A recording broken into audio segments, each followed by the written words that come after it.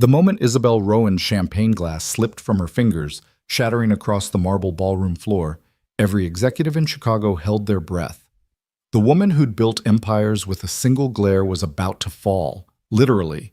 But it wasn't her assistant who caught her. It wasn't her bodyguard. It was the quiet single father from logistics, the man who'd sworn never to touch alcohol again.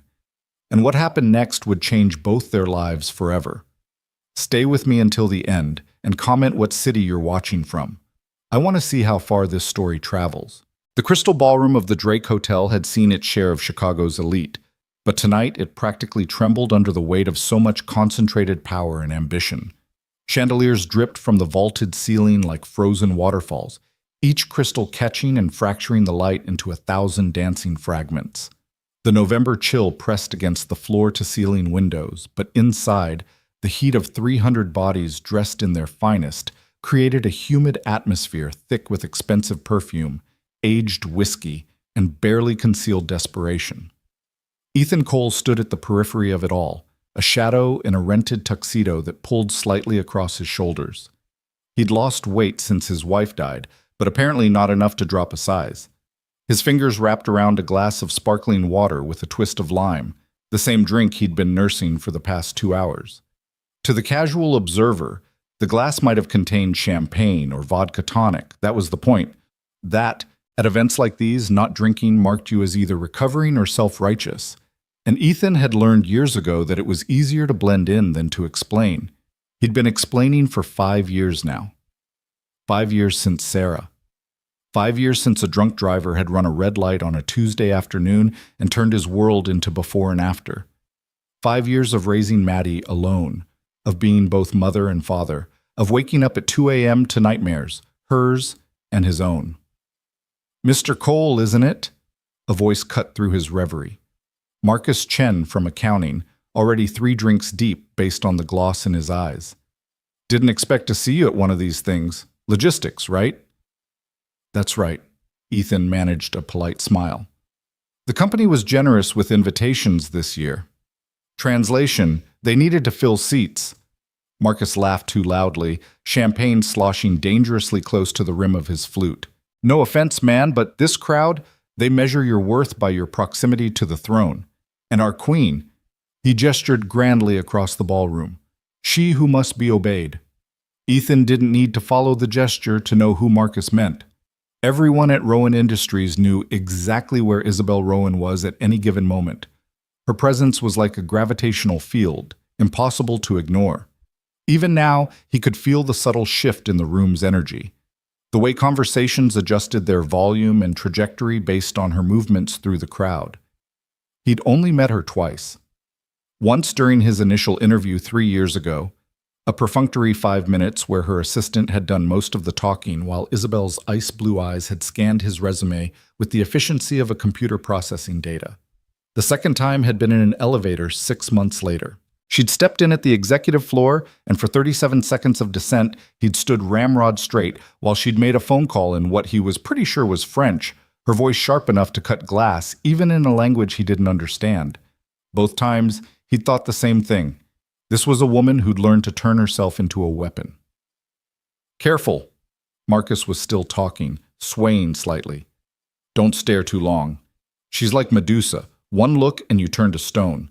Or in some cases," he lowered his voice conspiratorially, "you just turn into a yes man. This company's full of them." Before Ethan could respond, a sudden swell in the crowd's volume drew their attention. The live band, some jazz ensemble that probably cost more than Ethan's annual salary, shifted from background ambience to something with more punch. The dance floor, previously occupied by the brave or the drunk, suddenly became the room's focal point. And there she was. Isabel Rowan moved through the crowd like wildfire through dry grass, beautiful, dangerous, impossible to look away from. She wore a dress the color of fresh blood, cut with such precision that it seemed less like fabric and more like armor. Her dark hair, usually pulled back in a severe bun, fell in waves past her shoulders. Diamond earrings caught the light with every turn of her head, and her smile, that carefully calibrated expression she wore at these events, never quite reached her eyes. She was 42, though she could have passed for 35. The business magazines loved to profile her, The Iron Lady of Chicago, the woman who built an empire, breaking the glass ceiling and reshaping the pieces into a crown. 10 years ago, she'd inherited a struggling mid-sized logistics company from her father. Today, Rowan Industries had offices in 17 countries, an valuation that made shareholders weep with joy. Everyone wanted something from her. Everyone wanted to be near her, and from where Ethan stood, it looked exhausting. "She's had a lot to drink tonight," Marcus observed, his tone shifting from mockery to something almost concerned. "More than usual." Ethan frowned. "How do you know what's usual?" "These things happen every quarter. Same circus, different costumes. She usually nurses one glass of wine all night, strictly for show. But tonight?" Marcus counted on his fingers. "I've seen her with at least 4 glasses of champagne. Maybe 5. That was unusual. Ethan had done enough research on his CEO to know that control was her religion. Isabel Rowan didn't do anything without calculation, without purpose. Even her laughter, and he could hear it now, ringing across the ballroom, sounded rehearsed, a performance of enjoyment rather than the real thing. "Maybe she's celebrating something," Ethan suggested, "or drowning something." Marcus finished his champagne and immediately snagged another from a passing waiter. Word is the Tokyo expansion hit some snags. Legal trouble, cultural barriers, the usual international headaches, could be pressure from the board, could be... "Marcus, with all due respect, we probably shouldn't speculate about the boss's personal life." Right, Mr. By the Book." But Marcus's smile was friendly enough. "That's probably why you're good at your job, Cole." "Me? I'm just counting down to retirement and trying not to care too much." He clapped Ethan on the shoulder and wandered off toward a group of similarly buzzed colleagues. Ethan returned his attention to his water glass, to the safety of the periphery. This wasn't his world. These people, with their easy laughter and casual networking, their second homes and their children in private schools, they spoke a language he'd never quite learned. His world was Maddie's parent-teacher conferences and grocery shopping on a budget, fixing the washing machine himself because calling a repairman wasn't in the cards, and lying awake at night wondering if he was screwing up this single-parent thing beyond repair. The music swelled. More people flooded the dance floor. The energy in the room ratcheted higher, that peculiar fevered quality that came when successful people drank too much and remembered they were mortal after all. And then he saw it. The stumble. It was slight, just a small catch in Isabel's step as she turned from a conversation with someone who looked important and expensive. Her hand reached out, grasping for the back of a chair that was 6 inches farther away than she'd calculated. For just a moment, the mask slipped. Her eyes went wide with something that looked uncomfortably like fear. She recovered quickly. Of course she did. Isabel Rowan didn't fall, didn't falter, didn't show weakness. She straightened, smiled, said something that made her companion laugh. But Ethan had seen it, that moment of genuine vulnerability, of the human underneath the armor. Around him, the crowd churned on, oblivious, or perhaps not oblivious, perhaps they'd simply learned not to see. To acknowledge Isabel Rowan's weakness would be to admit that empires could crumble, that control was an illusion, that any of them could fall. Ethan knew about falling. He'd learned its physics the hard way. The night stretched on. Ethan found himself tracking Isabel's progress through the ballroom with growing unease. Another glass of champagne appeared in her hand. Then another. Her laughter grew louder, her gestures more expansive. The people around her laughed along, encouraged her, offered her drinks. Of course they did. She was the sun they orbited. They'd burn up before they'd tell her to slow down. "Having fun." A woman appeared at Ethan's elbow, Diane something, from HR. She had kind eyes and graying hair she didn't bother to dye. "It's a beautiful event," Ethan replied diplomatically. "That's not what I asked." She smiled. "You've been standing in the same spot for 45 minutes, watching the crowd like you're studying for a test. Just not much of a party person." "Me neither." Diane sipped her wine, her first glass, Ethan noticed, barely touched. "I come to these things because it's expected, put in my time, then go home to my cats and my audiobooks. No judgment here." She paused. "Your daughter's what, 8 now?" 9 next month. Time flies.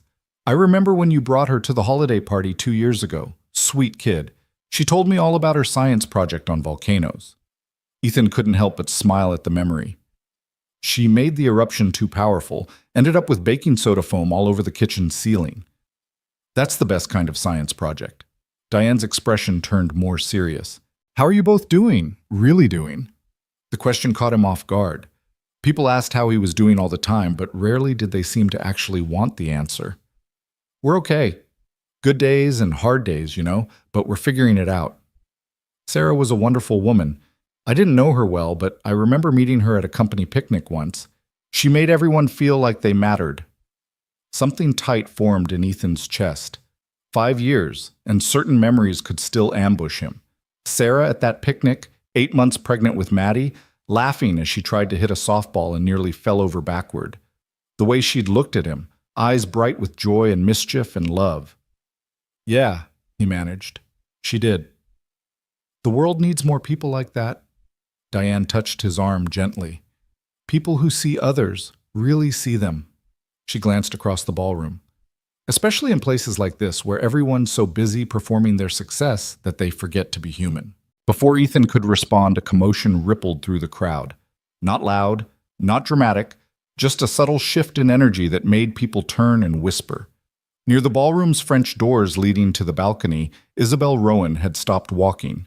She stood very still, one hand pressed against the wall, her face pale under the chandelier light. Her assistant, Jessica, appeared at her elbow, speaking urgently in her ear. Isabel waved her away with a gesture that was probably meant to be dismissive but came across as desperate. The assistant persisted. Isabel's expression flickered between anger and something that looked dangerously close to panic. "Oh dear," Diane murmured. "That's not good." The crowd was starting to notice now. Conversations paused mid-sentence. Eyes turned. In a room full of predators, weakness drew attention like blood in water. Ethan could practically see the gossip forming, the narratives being constructed. Did you see Isabel Rowan? Completely drunk. Lost control. Maybe the pressure finally got to her. Maybe she's not as iron as everyone thinks. By tomorrow, this would be in every industry publication. CEO's public intoxication raises questions about leadership. Isabel pushed away from the wall, took 3 steps toward the French doors, and her knees buckled. Several things happened simultaneously. Her assistant lunged forward but was too slow. 2 board members nearby froze, clearly calculating whether helping would be good optics or if association with the moment would taint them. The music kept playing. The band hadn't noticed the drama unfolding 20 feet away. And Ethan moved. He didn't think about it, didn't calculate the optics or the consequences, or what it might mean to cross the invisible lines that separated logistics managers from CEOs. He just moved, covering the distance between them in long strides, his water glass abandoned on a nearby table. He reached her just as she started to fall. His arm caught her around the waist, taking her weight, steadying her. She was lighter than he'd expected and trembling like a wire pulled too tight. This close, he could smell her perfume, something expensive and floral that made him think of gardens he'd never visited, mixed with the sharp sweetness of champagne. "I've got you," he said quietly, meant only for her ears. "You're okay." Isabel's head turned, her eyes struggling to focus on his face. For a moment, she looked at him without recognition. Then something clicked. "Cole," she slurred slightly. "Logistics? Yes, ma'am. I don't need—" She tried to straighten, to pull away, but her body wasn't cooperating with her commands. "I'm fine. You need to sit down." He kept his voice level, gentle. "There's a chair right here." But sitting down meant staying in the ballroom, meant everyone continuing to watch and whisper. He could feel the weight of dozens of eyes on them, the phones that were probably already recording. By morning, this would be everywhere. Her assistant finally reached them, her face tight with worry and calculation. "Ms. Rowan, let me get you upstairs. I'll call your driver." "Where's James?" Isabel interrupted, naming her regular chauffeur. "He left an hour ago. He wasn't scheduled to stay all evening. I can call a car service." "No." The word came out sharp, cutting. "No services, no drivers, no—" She swayed again, and Ethan tightened his grip to keep her upright. "No witnesses." The assistant's professional mask cracked slightly. I'm sorry, Ms. Rowan. I don't know what you want me to do. Just go, Isabel said, and now her voice carried more exhaustion than anger. Everyone go. I'll handle it. But that's an order, Jennifer. Jennifer. Ethan had been close. The assistant looked like she wanted to argue, but years of conditioning won out. You didn't disobey direct orders from Isabel Rowan, no matter how obviously bad an idea those orders were. She backed away, phone already in hand, probably texting someone. The board, the PR team, someone who got paid to manage disasters. The crowd was closing in now, a tightening circle of concern that felt more like curiosity. Ethan could hear the murmurs. Is she all right? Should we call someone? I've never seen her like this. Who is that guy helping her? Isabel must have heard it too because she stiffened in his grip. When she spoke, her voice was barely a whisper. Get me out of here. Okay, Ethan said. Can you walk? I think so, just... She took a shaky breath. Don't let me fall. I won't. They moved together toward the ballroom's exit, Ethan supporting most of her weight while trying to make it look natural, like they were just two colleagues leaving a party. Every step felt like walking through spotlight beams. He was acutely aware of the rumors he was creating just by touching her, by being this close, by being the person who'd stepped forward when everyone else had stepped back. Tomorrow, everyone would want to know, who was that man? What's his connection to Isabel Rowan? Is there something going on there? Tomorrow didn't matter. Right now, there was just the hallway, blessedly empty and quiet after the cacophony of the ballroom. The muffled music faded behind them as they walked, Isabel's designer heels clicking unevenly on the marble floor. Where's your room? Ethan asked. Don't have one. I live 20 minutes north. Her words came clearer now, away from the crowd, as if embarrassment had a sobering effect. My car is gone, and you're in no condition to drive anyway. I wasn't going to drive. Her tone carried an edge of indignation. I'm drunk, not stupid. I know. They'd reached the hotel's grand lobby now. A few people milled about. Late arrivals, early leavers, hotel guests heading to the bar.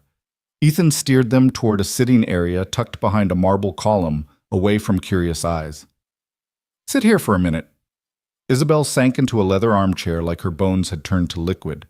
She closed her eyes, one hand pressed to her forehead. This is humiliating. It's human. Same thing. Her eyes opened, fixing on him with more focus than before. The ice blue that intimidated entire boardrooms now looked bruised, exhausted. Why are you helping me? It was a good question. Ethan thought about the distance between their worlds, about how he'd probably just committed career suicide by making himself part of her story, about how he should call someone, Jennifer, the board, hotel security, anyone, and let them handle this. But then he thought about Sarah, about finding her car wrapped around a telephone pole, about the police officer who'd told him the other driver had blown 3 times the legal limit, about the rage and grief that had consumed him for months after, the way he'd wanted to find that man and make him hurt the way Ethan was hurting.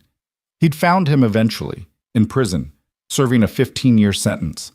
James Duval, 34, father of 2, a functioning alcoholic who'd made one terrible decision and destroyed multiple lives in the process.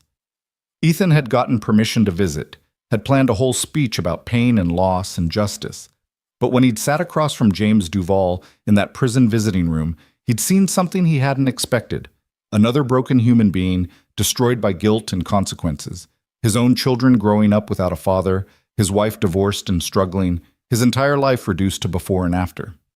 Hating him hadn't helped. Forgiveness hadn't either. That was too strong a word for what Ethan felt. But he'd learned something about the difference between the person and the action, about how alcohol turned humans into weapons they never meant to be. Because someone needs to, Ethan finally answered, and everyone else was too busy watching. Isabel studied him for a long moment. I don't know you, she said. Not really. You work in logistics, you have a daughter, you interviewed with my assistant 3 years ago. She paused. You've never asked me for anything. Should I have? Everyone else does. She laughed, but it sounded hollow. Every conversation is a negotiation. Every interaction has an angle. People collect access to me like trading cards. Her expression hardened. You must want something. That's how this works. Right now, I want to make sure you get home safely. Ethan pulled out his phone. I can call you a car. A private service, not connected to the company. No one has to know. And you? She watched him carefully. What do you get out of this?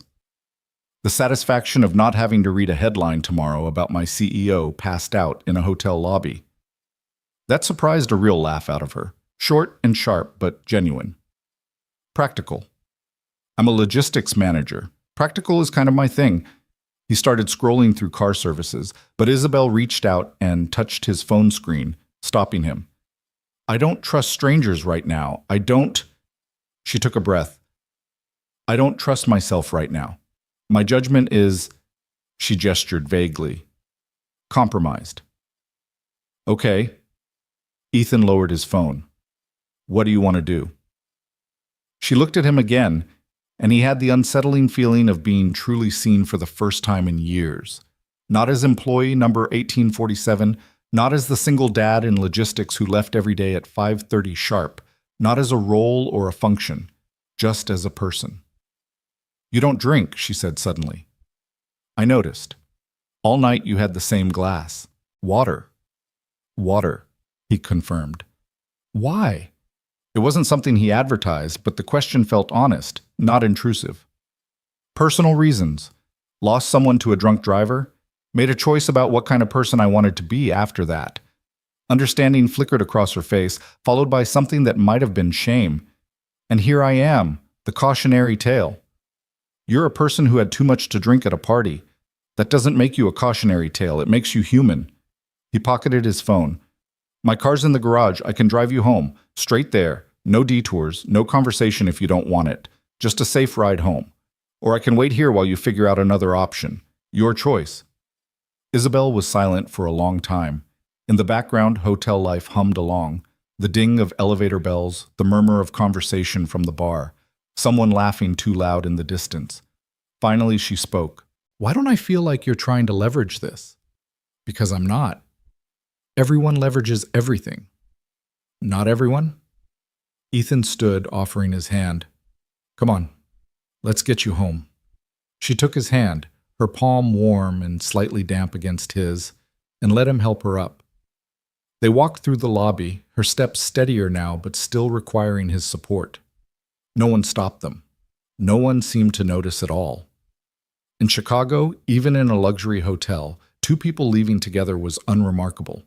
The parking garage was cold, their breath forming clouds in the November air.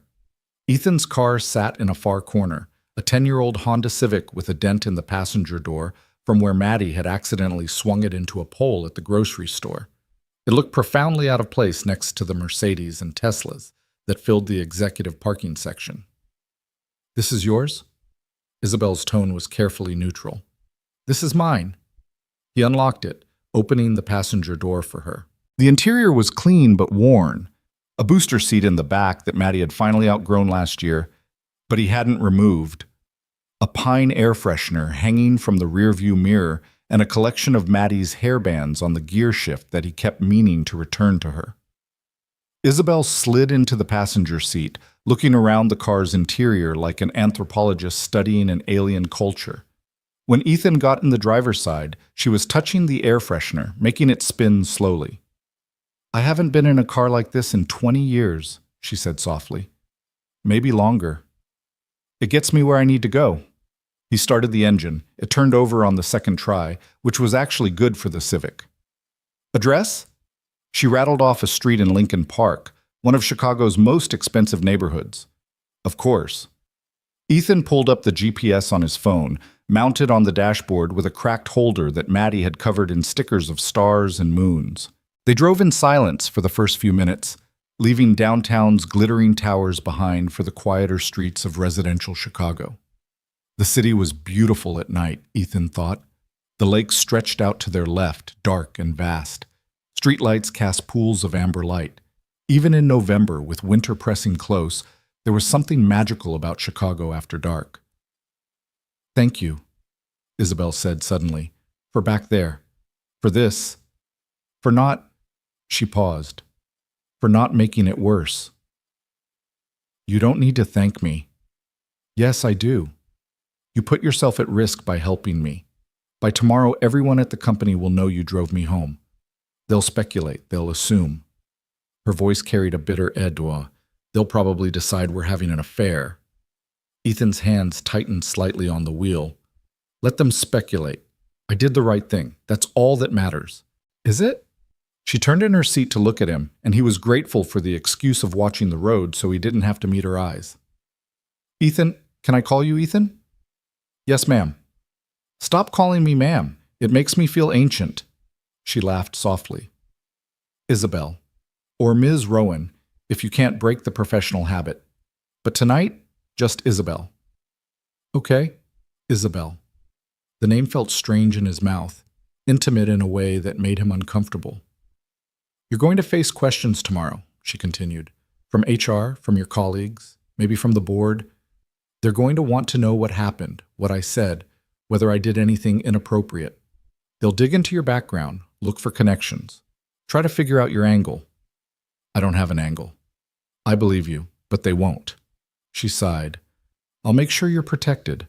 I'll issue a statement, clear your name, make sure everyone knows you were simply being a good Samaritan. Don't do that. She blinked. What? Don't make a statement about me. Don't draw more attention to this than it needs. Ethan checked his mirror, changing lanes to avoid a delivery truck. The more you try to protect me, the more people will think there's something to protect. Just let it be what it was. One colleague helping another at a party. Nothing scandalous, nothing secret. Just basic human decency. Isabel was quiet for a moment. That's actually smart, letting the gossip burn itself out instead of feeding it. Like I said, logistics. I think about the most efficient path from A to B. And what's B in this scenario? Tomorrow morning, when we both wake up and go back to our regular lives. This becomes a weird night that happened once. We don't make it more than it is. She turned back to face forward, her reflection ghostly in the passenger window. You make it sound simple, isn't it? Nothing in my life is simple, Ethan. Success is complicated. Power is complicated. Being a woman in charge of $1 billion company is... She laughed without humor. Exhausting.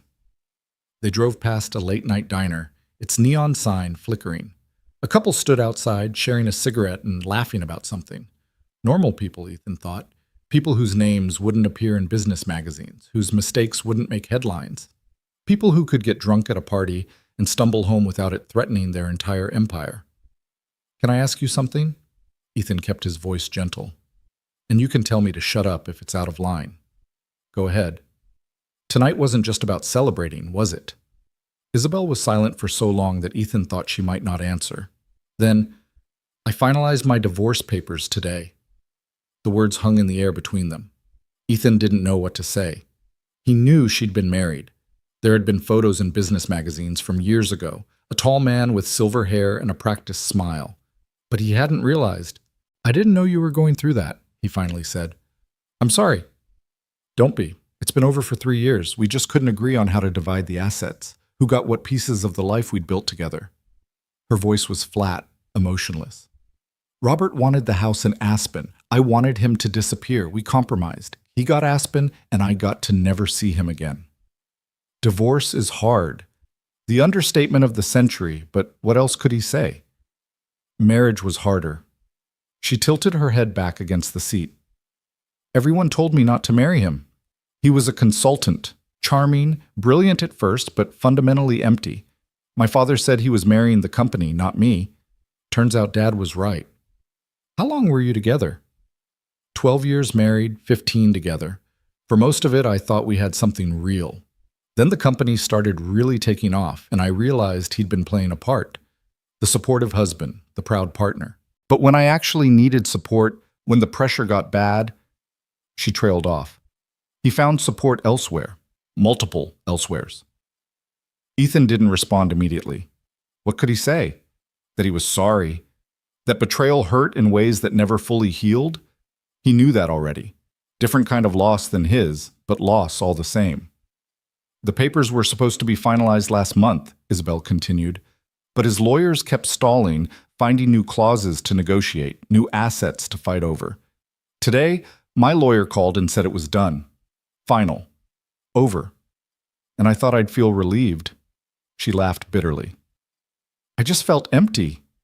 15 years of my life reduced to signatures on legal documents. So you went to the gala and tried to drink away the emptiness, Ethan said quietly. I went to the gala and tried to prove I was fine. Better than fine. Triumphant. She rubbed her eyes. Instead, I proved I'm a mess who can't hold her liquor and needs to be rescued by the logistics department. You proved you're human. That's not weakness. In my world, it is. They were getting closer to Lincoln Park now. The neighborhood's growing more refined. The house is larger and set back from the street behind gates and security systems. Isabel directed him through a series of turns until they pulled up in front of a modern townhouse that looked like it belonged in an architecture magazine, all glass and steel and calculated angles. Ethan parked, killed the engine. Do you need help getting inside? I'm better now. The car ride, the fresh air. She reached for the door handle, then stopped. You asked why I drank tonight. Can I ask you something now? Sure. Why didn't you? Really, I get that you lost someone, but she turned to face him fully. Most people who experience trauma around alcohol either embrace it or reject it. You rejected it so completely that you won't even touch it at a party where drinking is basically mandatory. That speaks to something more than just a decision. That's a vow. Ethan looked down at his hands on the steering wheel. He wasn't used to talking about this, about the dark period after Sarah died when he'd stood in the alcohol aisle of the grocery store and stared at bottles for 20 minutes, wondering if drinking himself numb would make the pain stop. After Sarah died, I had Maddie to take care of, he said slowly. She was 4 years old, and she'd just lost her mother. She needed me to be present, stable, reliable. And I knew... He swallowed against the tightness in his throat. I knew that if I started drinking to deal with the grief, it would become a crutch, and crutches break. So I made a promise to her and to myself. I would stay clear-headed. I would be the father she deserved, not the father my pain might turn me into. That's a hell of a promise. She's a hell of a kid. She deserves a parent who shows up. Isabel studied him in the dim light of the car. Your wife was lucky to have you. Your daughter is lucky to have you. I'm just doing my best. Most people's best is nowhere near good enough. Yours... She shook her head. You're remarkable, Ethan Cole. Don't let anyone tell you different. Before he could respond, she opened the car door and stepped out onto the sidewalk. The cold November air rushed in, dispelling the close intimacy of the car's interior. Ethan got out too, walking around to make sure she could manage the steps to her front door. She moved more steadily now, the alcohol's fog lifting with each minute. At her door, she paused with her keys in hand. Tomorrow, she said without turning around, everyone's going to ask you what happened tonight. I know. What will you tell them? Ethan considered. That my boss needed help, and I helped her. Nothing more. And if they push, if they try to make it something else, then I'll tell them the same thing again. The truth doesn't need embellishment. Isabel turned then, and in the porch light, he could see that her eyes were wet. Not crying, not quite, but close. I've built my entire life around being strong, she said quietly. Around never needing anyone, never showing vulnerability, never being anything less than perfect. And tonight, I failed at all of it. In front of my entire company, in front of you. You didn't fail. You're human. There's a difference. Is there? She wiped quickly at her eyes. Because, from where I'm standing, being human just feels like another word for weak. Then you're standing in the wrong place. Ethan kept his voice gentle but firm. Strength isn't about never falling. It's about getting back up. It's about knowing when to ask for help. It's about being brave enough to be vulnerable when you need to be. She smiled then, sad and slight, but real. You should write fortune cookies. Maddie says I should stick to logistics. That pulled a laugh from her, genuine this time. Smart kid. The smartest. He took a step back toward his car. You okay from here? I'm okay. She unlocked her door, then paused. Ethan? Yeah. Thank you. Really, you didn't have to do any of this. Yes, he said simply. I did. He waited until she was inside, until the lights came on in the front hallway, and he could see her shadow moving past the windows. Only then did he return to his car, the adrenaline of the evening finally starting to fade, leaving exhaustion in its wake. The drive home took him back through the heart of Chicago, the city quiet now in the deep hours of night. He thought about Isabel alone in that glass house, surrounded by the evidence of her success, but also her emptiness. Divorced, isolated, performing strength for an audience that would tear her apart at the first sign of weakness. He thought about the weight she carried, the expectations, the constant vigilance. No wonder she'd needed to crack tonight, to let the pressure escape however she could. When he finally pulled into his own driveway, a modest house in a modest neighborhood 45 minutes from downtown, it was nearly 2 a.m. The babysitter, a college student from down the street, was asleep on his couch with her textbook open on her chest. He woke her gently, paid her double what he'd promised, and thanked her for staying so late. After she left, Ethan checked on Maddie. She was sprawled across her bed in the boneless way only children could manage, her stuffed elephant clutched to her chest, her mouth slightly open as she breathed. The nightlight he'd installed after Sarah died still glowed in the corner. She'd never quite outgrown her fear of the dark. He stood in the doorway for a long moment, just watching her sleep. This was what mattered. This was his whole world right here. One 9-year-old girl with her mother's eyes and his stubborn chin, who believed he could fix anything and still thought he was the smartest person alive. Tomorrow there would be questions and rumors and consequences. But tonight, he'd done the right thing. He'd seen someone who needed help, and he'd helped them. Sarah would have done the same. She'd always been better at seeing people than he was, at moving toward pain instead of away from it. "I miss you," he whispered to the empty hallway, to the ghost of the woman who wasn't there to hear him. "Every single day, I miss you."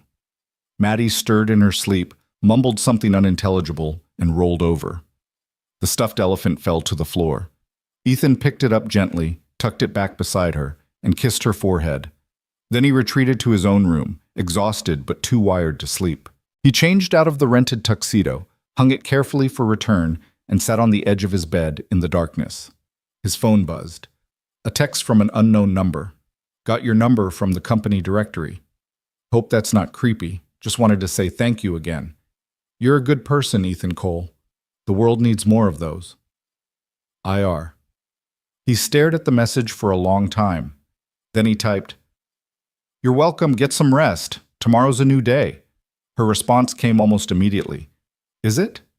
Or is it just the same day wearing a new face?" Ethan didn't know how to answer that. After a minute, another message appeared. "Sorry, I'm philosophical when I'm drunk and tired. Ignore me." "Get some sleep," he wrote back. "Everything looks better in the morning." "Does it?" "Usually, not always, but usually. I'll take those odds. Good night, Ethan." "Good night, Isabel." He set the phone down and finally lay back on his bed, staring at the ceiling. The house was silent except for the familiar creaks and settles of old wood adjusting to the night. Somewhere down the street, a dog barked twice and went quiet. Ethan had helped dozens of people over the years. It was just who he was, how he moved through the world. But something about tonight felt different. Maybe it was the vulnerability in Isabel's eyes when the mask had finally slipped. Maybe it was the recognition of shared pain, different sources, but the same weight. Maybe it was just the strangeness of his two worlds colliding, the CEO in her glass tower and the single dad in his worn-down house. He didn't know what tomorrow would bring. Didn't know if helping Isabel tonight would cost him his job, or his reputation, or both. Didn't know if she'd pretend it never happened, or if she'd acknowledge him with that slight nod she gave people who'd served their purpose. But he knew he'd made the right choice. In a room full of people who'd looked away, he'd looked toward. In a world that rewarded self-interest, he'd chosen compassion. That had to count for something. Sleep finally came, pulling him under in fragments, dreams of ballrooms and broken glass, of a woman in red falling and falling, of catching her just before she hit the ground, of Maddie asking why he'd been out so late, and him not having any answers she'd understand. When he woke 6 hours later to his alarm, the morning sun was already streaming through his bedroom window, and Maddie was bouncing on his bed, chattering about the pancakes she wanted for breakfast, and the math test she was nervous about, And had he remembered to sign her permission slip for the field trip next week? The night before felt like a fever dream, like something that had happened to someone else. But when he checked his phone, there was the text from Isabel, proof that it had been real. He made Maddie her pancakes, chocolate chip, her favorite. He signed the permission slip. He helped her study multiplication tables while she ate. He packed her lunch and walked her to the bus stop, kissing her forehead and telling her she'd do great on her test because she was brilliant. And then he got in his car and drove to work, to Rowan Industries, to whatever consequences waited for him there. Because that's what you did when you made the right choice. You faced the fallout with your head up and your conscience clear. You did it for the people who depended on you and for the person you wanted to be. You showed up. The elevator ride to the 15th floor felt longer than usual. Ethan watched the numbers climb, each ding of a passing floor like a countdown to something he couldn't quite name. His reflection stared back at him from the polished steel doors. Same face as yesterday, same slightly rumpled shirt he'd ironed himself, same expression of quiet determination he wore whenever Maddie's teacher called him in for a conference he wasn't prepared for. The doors opened onto the logistics department, and immediately he knew something was different. The usual morning chaos, keyboards clicking, phones ringing, the perpetual hum of people managing the movement of goods across continents, had been replaced by a thick, expectant silence. Heads turned as he walked to his desk. Conversations died mid-sentence. Even Marcus from accounting, who usually shouted good morning from across the room, simply stared. Ethan set his coffee down, gas station brew in a travel mug Maddie had decorated with stickers, and booted up his computer. His hands were steady. Whatever was coming, he'd face it the same way he faced everything, head-on and honest. "Ethan?" A voice behind him. He turned to find Jennifer, Isabel's assistant, standing there with an expression that managed to be both professional and deeply uncomfortable. "Ms. Rowan would like to see you in her office." The department's collective attention sharpened. This was it then, the summons, the reckoning. "Now?" Ethan asked, though he knew the answer. "Yes, she's cleared her morning schedule." Jennifer's tone gave nothing away, but her eyes held something that might have been sympathy. "Follow me, please." The walk to the executive floor was a special kind of torture. Jennifer moved with practiced efficiency through hallways Ethan rarely traveled, past conference rooms with glass walls and modern art that probably cost more than his house. Other employees stepped aside as they passed, their curiosity barely concealed. By now, everyone knew.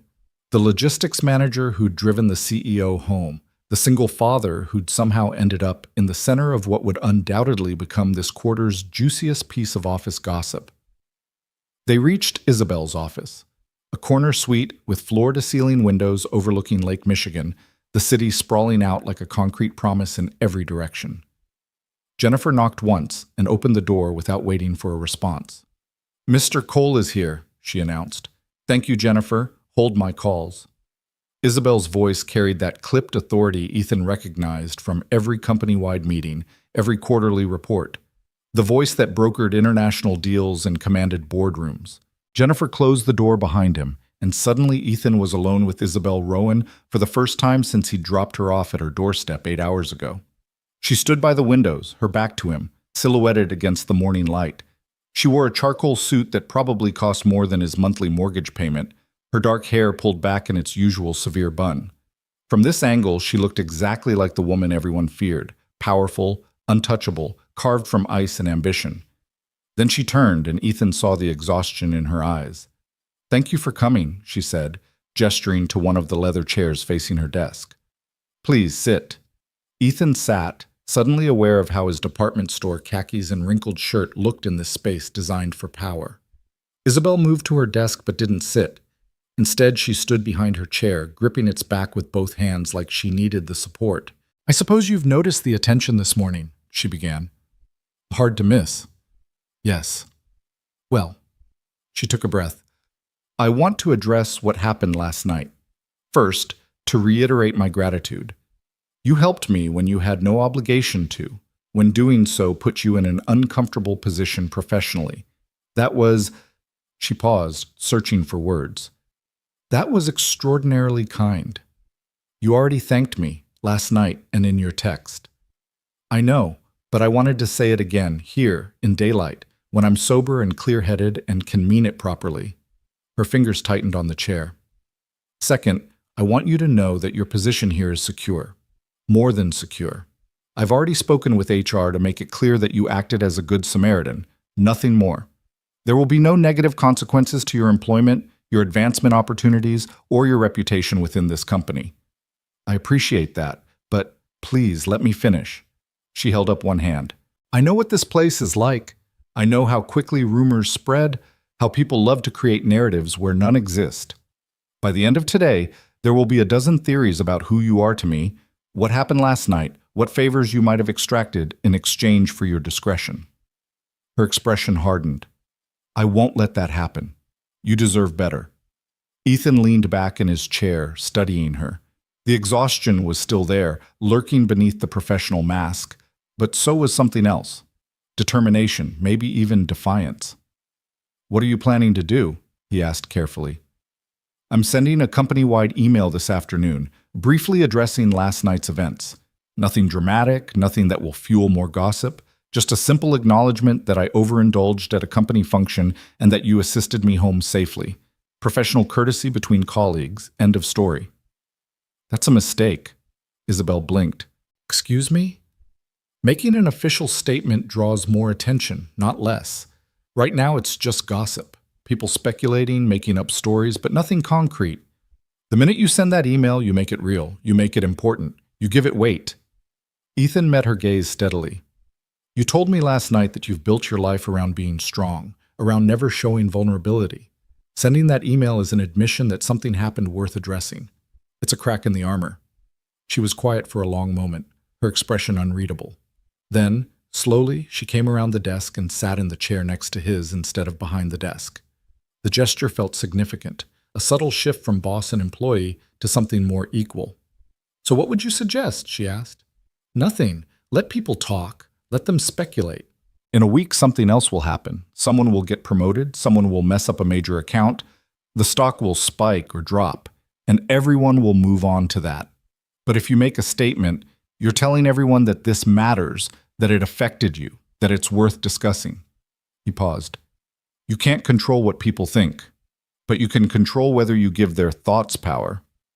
Isabel studied him with those ice-blue eyes, and Ethan had the uncomfortable sensation of being dissected, analyzed, catalogued. You know, she said finally, most people in your position would want the public acknowledgement, the company-wide recognition that you helped the CEO, the social capital that comes with being in my good graces. I don't need social capital. I need to do my job and go home to my daughter. And you're not worried about what people are saying about you? About us? People will say what they want to say regardless of what I do. I can't control that. I can only control whether I let it bother me. He shrugged. Besides, I know the truth. You know the truth.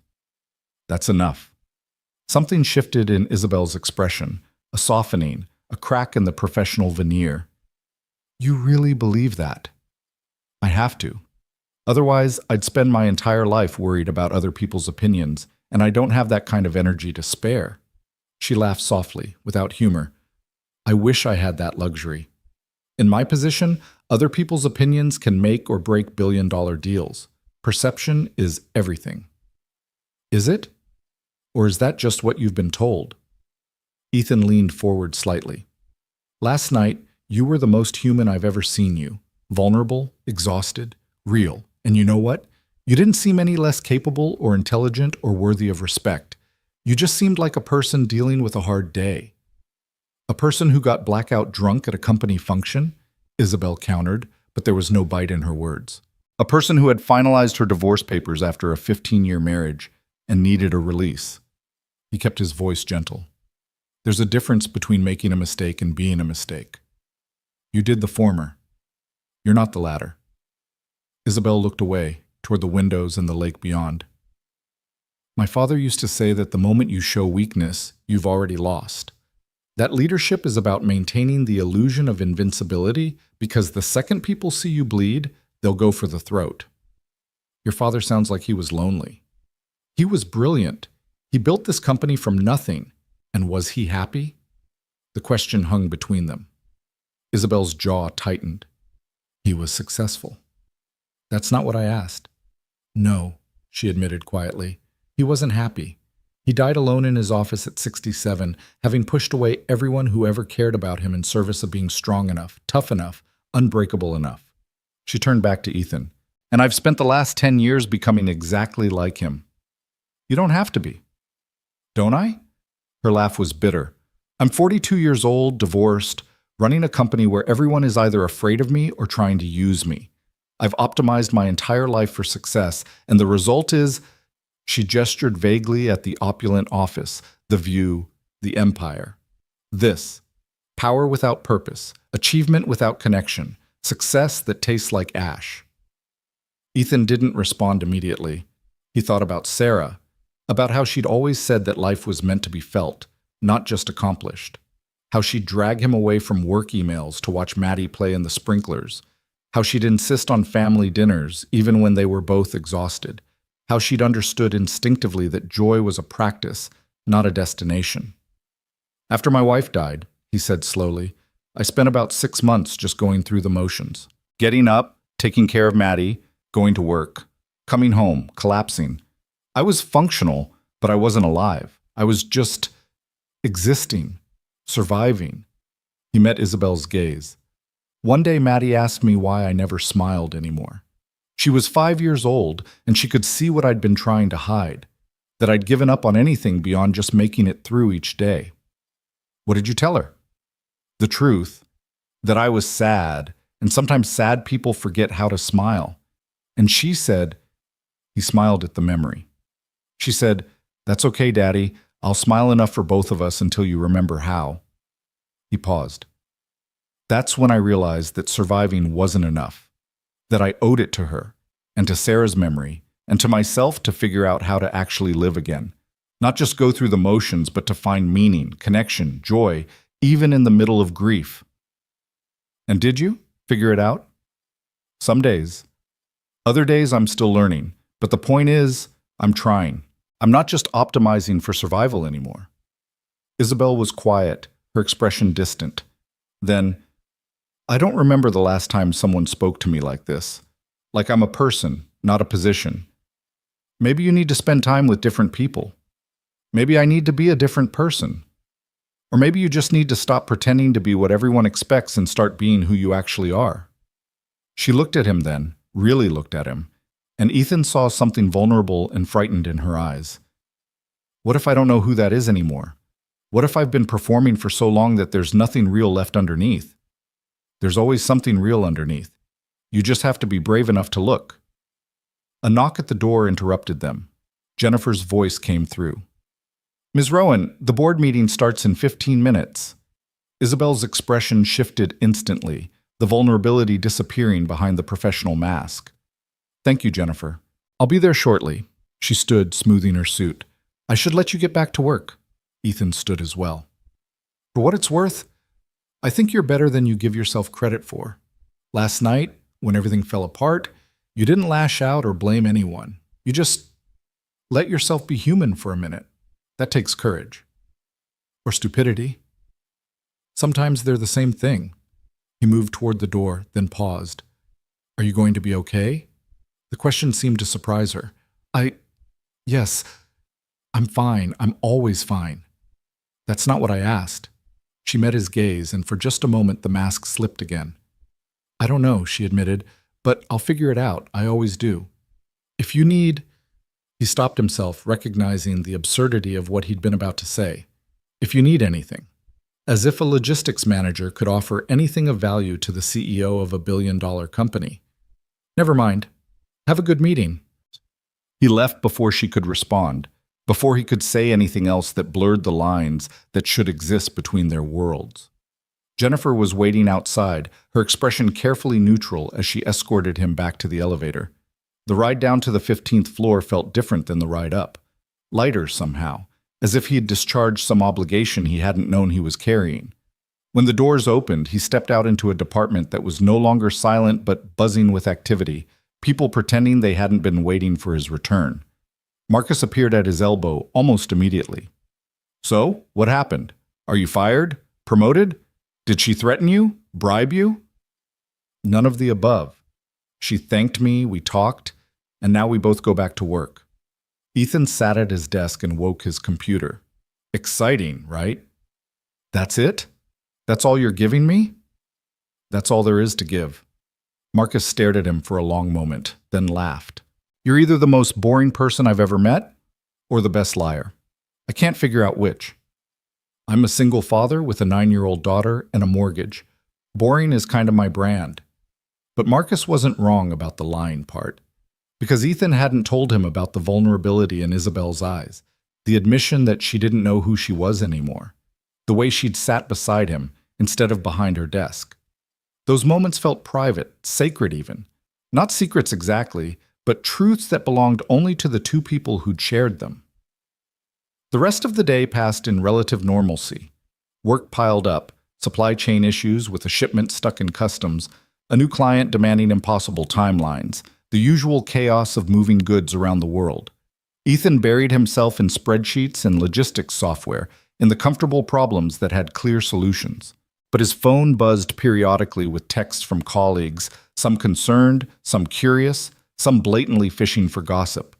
He answered the first few with variations of everything's fine, and then started ignoring them.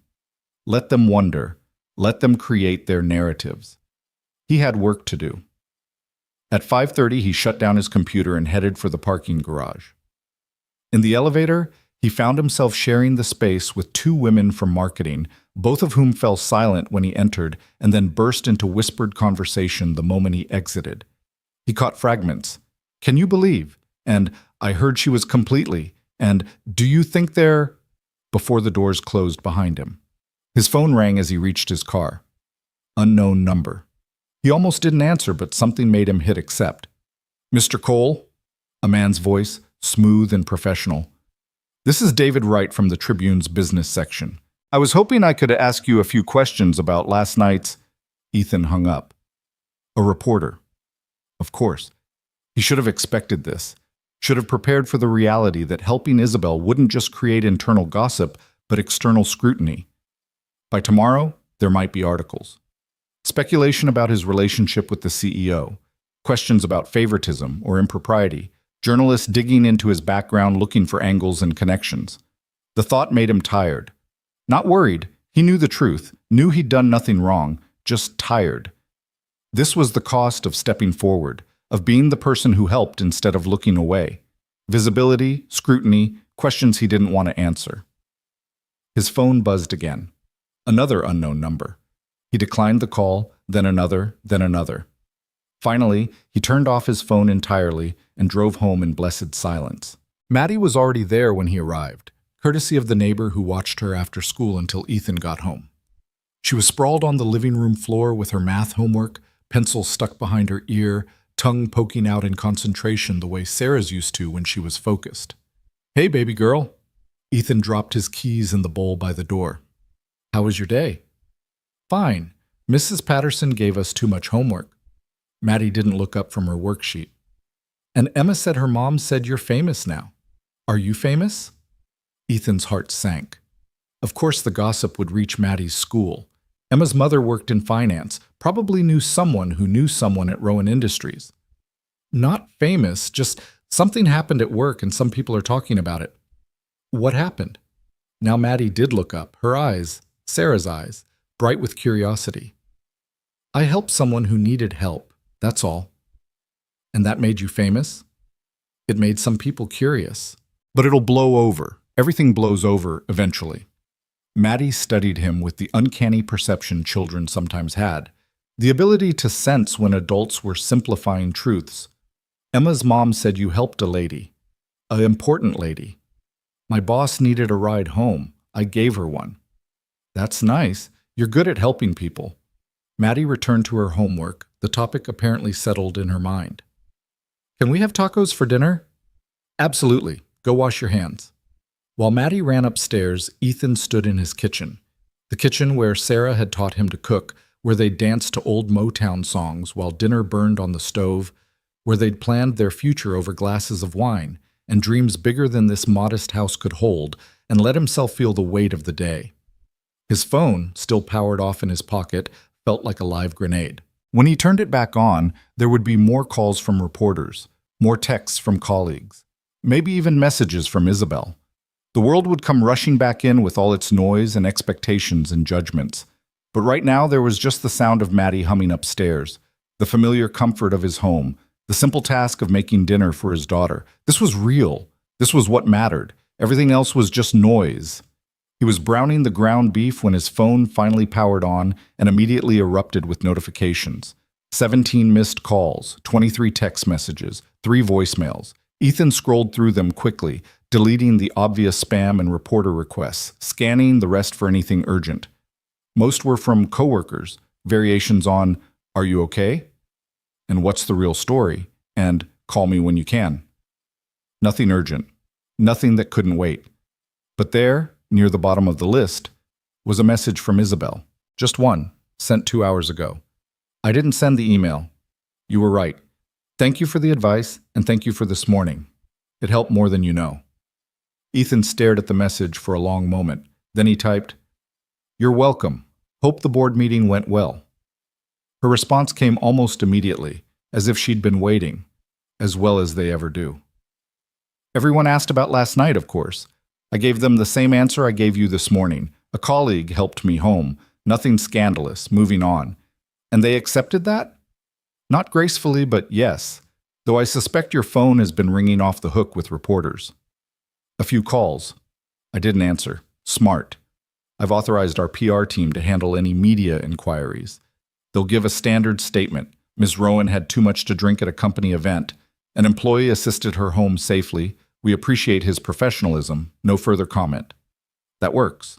There was a pause, then, "Can I ask you something personal?" Ethan hesitated. Every instinct told him to redirect, to maintain professional boundaries, to not let this conversation drift into territory that blurred the lines between CEO and employee. But he remembered the vulnerability in her eyes this morning, the quiet admission that she didn't know who she was anymore. "Sure," he typed. "How did you do it?" "After your wife died." "How did you keep going?" The question hit harder than he'd expected. Ethan set his phone down, stirred the beef, tried to formulate an answer that was honest without being too raw. Maddie's footsteps thundered down the stairs, but she veered into the living room, distracted by something on TV. He picked up his phone again. "I didn't have a choice. I had a daughter who needed me. So I got up every morning and put one foot in front of the other, even when I wanted to stay in bed forever. Eventually the steps got easier. Not easy, but easier. But what about the loneliness? The feeling that you're going through the motions but not really living. Still working on that part. Some days are better than others. I've learned that grief doesn't disappear, it just changes shape. You carry it with you and figure out how to make room for other things too. Joy, connection, purpose. They can coexist with the sadness." That sounds exhausting. It is, but it's better than the alternative. Another pause. Then, "I'm sorry. I shouldn't be unloading on you like this. You're not my therapist. No, but I'm someone who's been through loss and come out the other side. If that helps, I'm glad to talk." It does help. More than you know. A moment later, "I should let you go. I'm sure you have better things to do than text with your boss about existential crises. I'm making tacos.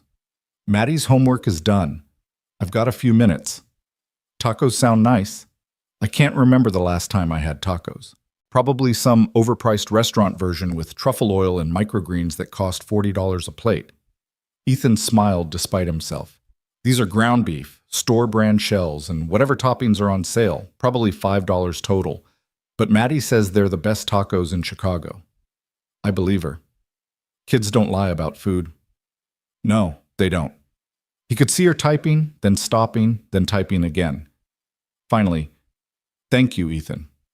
For last night, for this morning, for this conversation.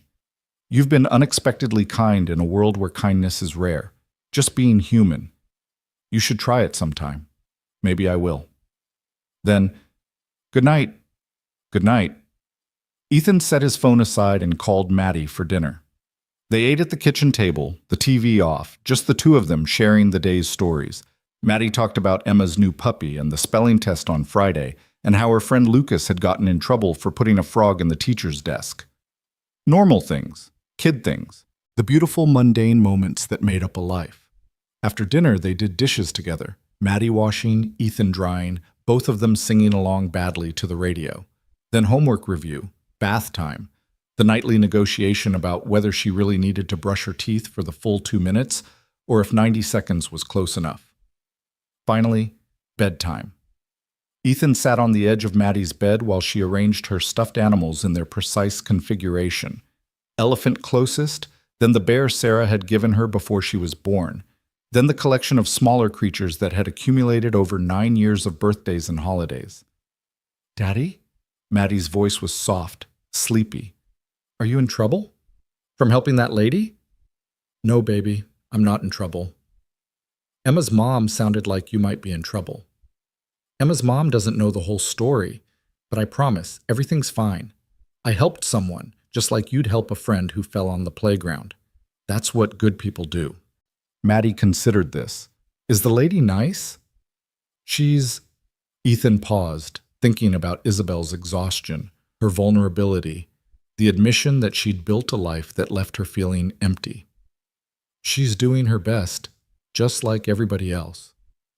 Then I'm glad you helped her. Maddie yawned, snuggling deeper into her blankets. Mommy would be proud. The words hit him like a punch to the chest, sudden and breathtaking. Yeah, he managed. Yeah, she would be. He kissed Maddie's forehead, turned on her nightlight, and retreated to the hallway. In his own room, he sat on the edge of his bed in the darkness, letting the day wash over him. 24 hours ago, he'd been at a gala, watching a woman in red drink herself into oblivion. Now he was in the center of a story he never asked to be part of, connected to someone whose world was so different from his that they might as well be from different planets. His phone buzzed one more time. Another message from Isabel. I lied before. Tacos don't sound nice. They sound perfect. Maybe someday you can tell me where to find the $5 kind. Ethan smiled in the darkness and typed back. Anytime. Everyone deserves good cheap tacos. Is that an offer? He hesitated. Was it? Was he really suggesting that Isabel Rowan, CEO of a billion-dollar company, come to his modest neighborhood for grocery store tacos made by a single father who could barely keep his own life together? The absurdity should have stopped him. The impropriety, the professional boundaries, the sheer difference in their circumstances, all of it should have made him delete the conversation and pretend this strange intimacy had never developed. Instead, he wrote, It's whatever you need it to be. Her response took longer this time. He could imagine her in that glass house, alone with her finalized divorce papers and her empire and her exhaustion, trying to decide whether to accept this small offer of ordinary human connection. Finally, I might take you up on that. Fair warning. Fair warning received. Offer stands. Good night, Ethan. Good night, Isabel. He powered off his phone, set it on the nightstand, and lay back in the darkness.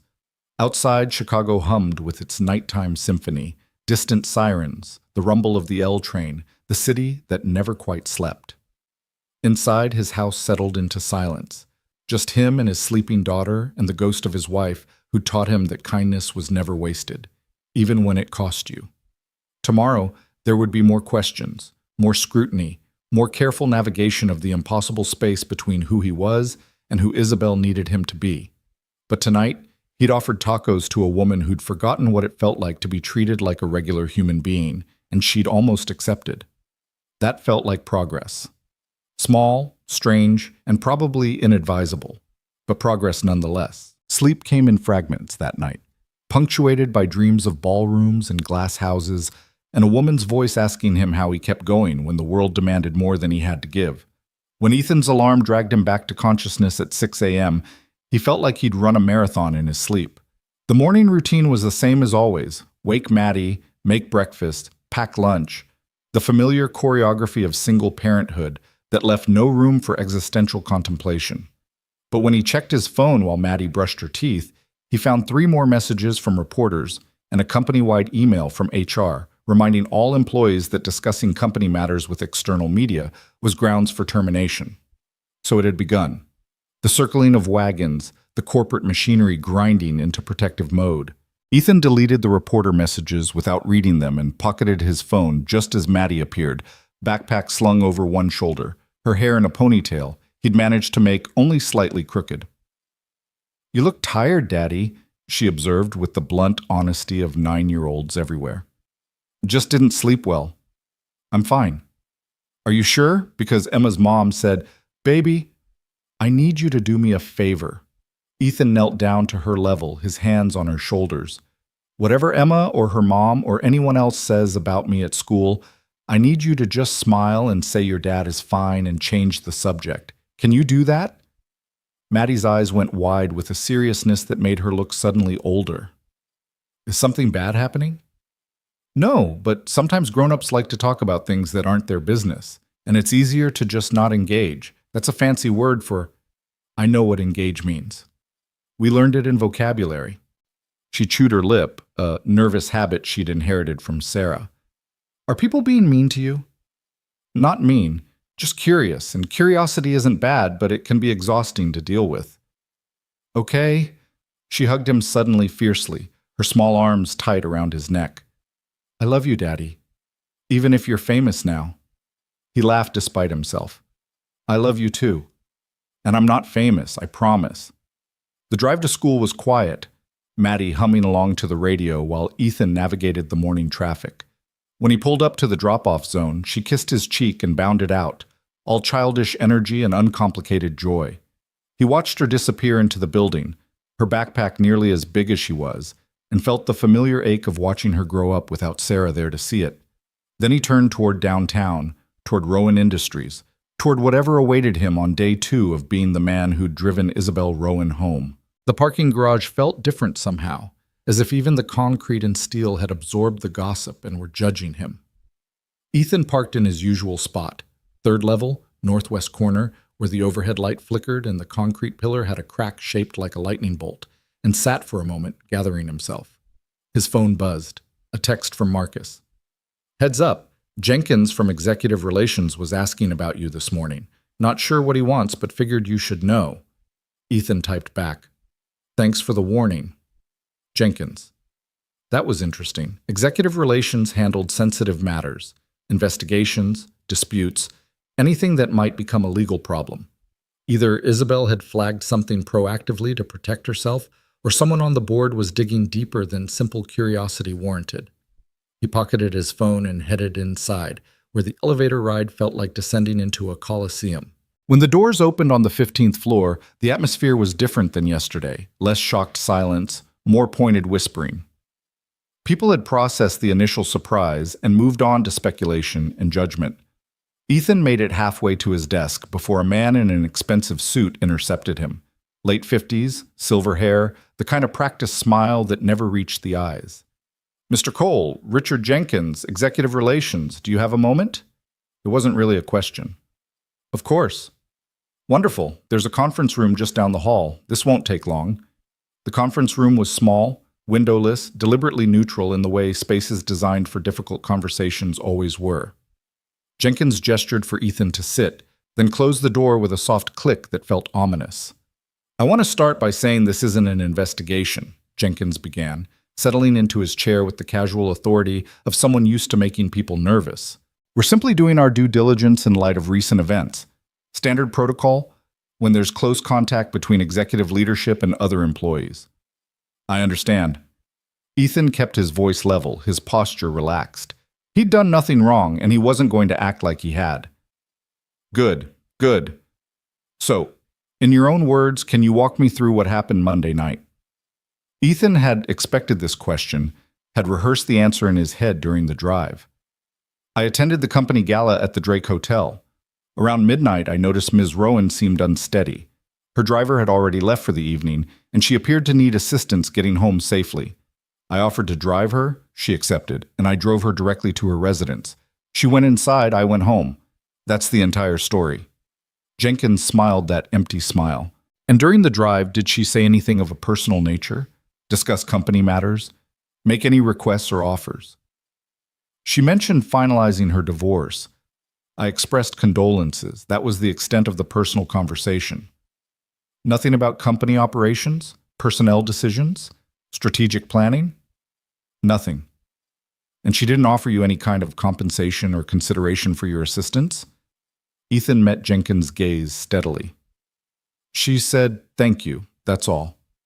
"Come now, Mr. Cole. You must understand how this looks. A relatively junior employee, no previous connection to the CEO, suddenly in a position of, let's call it intimacy, alone with her, late at night, during a vulnerable moment. You can see why we might be concerned about the optics. Optics of what exactly? Someone helping a colleague? Optics of impropriety, of potential leverage, of—" Jenkins leaned forward slightly. "Let me be blunt. There are people on the board who are concerned that Miss Rowan's judgment may have been compromised, that she may have shared confidential information or made promises she shouldn't have. Your cooperation in clarifying exactly what transpired would be appreciated." Understanding dawned cold and clear. This wasn't about protecting Ethan. This was about protecting the company from Isabel, about building a case that she'd shown poor judgment, that her leadership was questionable. They wanted him to give them ammunition. "I'm happy to cooperate," Ethan said carefully, "but I can only tell you what happened, which is exactly what I already told you. Ms. Rowan needed a safe ride home. I provided it. Nothing inappropriate occurred. No confidential information was shared. No promises were made. She thanked me, I went home, and the next morning we both returned to work. If that's not the dramatic scandal you're looking for, I apologize, but I can't invent one." Jenkins' smile thinned. "No one is asking you to invent anything. We're simply trying to establish facts." "Then the facts are simple. Sometimes people just help each other without hidden agendas. I know that might be difficult to believe in a corporate environment, but it does happen. You have a daughter, correct? Madison?" The shift in topic was deliberate, pointed. Ethan felt his jaw tighten. "Maddie, yes. Single father, that must be difficult. Expensive, private schools, college funds, the future. These things require resources." Jenkins' tone was conversational, almost friendly. "I imagine you'd want to do everything possible to provide for her." The implication hung in the air like smoke. They were offering him something, or threatening to take something away. Ethan couldn't tell which, and maybe that was the point. "My daughter is provided for," he said quietly, "and she's learning that integrity matters more than money, that doing the right thing is its own reward. I'd hate to teach her a different lesson. Of course. I'm simply noting that ambitious men sometimes make choices that benefit their families. Nothing wrong with that. Except I'm not an ambitious man. I'm a logistics manager who goes home at 5:30 every day to make dinner for his kid. I don't want a promotion. I don't want special treatment. I don't want anything except to do my job and raise my daughter. Is that clear enough?" Jenkins studied him for a long moment, and Ethan could see the calculation happening behind those cold eyes. He was trying to figure out what kind of man Ethan was, what buttons to push, what leverage might work. Finding none, he switched tactics. "Ms. Rowan has had a difficult year," Jenkins said, his tone shifting to something almost sympathetic. "The divorce, the pressure from the Tokyo expansion, the board's concerns about her direction for the company. Some of us worry that she's not, how shall I put this, not as stable as she once was, that her judgment might be affected by personal issues. Her judgment seemed fine to me. On Monday night, when she was intoxicated at a company function, she made one human mistake after a difficult day. That doesn't indicate instability. That indicates she's a person dealing with stress like everyone else. You're quite defensive of her." "I'm defensive of basic human decency. There's a difference." Jenkins sat back, and the friendly mask dropped entirely. "Mr. Cole, I'm going to be frank with you. The board is divided on Ms. Rowan's continued leadership. Half think she's brilliant and irreplaceable. Half think she's becoming a liability. What happened Monday night is the kind of incident that can tip the balance. If you have any information that suggests her judgment is compromised, now is the time to share it, for her sake as much as the company's. I have no such information because no such information exists. She had too much to drink at a party. It happens to millions of people every weekend. It doesn't make them unstable or unfit for leadership. Even when they're CEO of a billion-dollar company, especially then, the pressure you all put on her to be perfect, to never show weakness, to be invulnerable. Ethan stopped himself, recognizing that he was venturing into dangerous territory. Look, I've told you everything I know. If that's not enough, I can't help you. Jenkins stood, smoothing his suit. Very well, thank you for your time, Mr. Cole. I'm sure we'll speak again soon. The threat was implicit, but clear. This wasn't over. They'd keep digging, keep pushing, keep looking for cracks they could exploit. Ethan left the conference room feeling like he'd just survived the first round of something much larger and uglier than he'd anticipated. Back at his desk, he tried to focus on work, but the conversation with Jenkins had unsettled him. He pulled up his email and found a message from Isabel, sent 20 minutes ago. If Jenkins or anyone from Executive Relations approaches you, please know you're under no obligation to discuss anything beyond basic facts. If you feel uncomfortable, you can refer them to legal. I've already informed HR that you're not to be interrogated without representation present. Too late for that, but he appreciated the gesture. He typed back, already spoke with Jenkins, said nothing but the truth. Hope that doesn't cause you problems. Her response came immediately. The truth never causes me problems. Lies and cowardice do. You did the right thing. He implied the board is divided about your leadership. The board is always divided about something. Comes with the territory. A pause, then another message. Are you okay? Jenkins can be intimidating. I'm fine, not my first time dealing with corporate politics, but probably your first time in the middle of them. I'm sorry.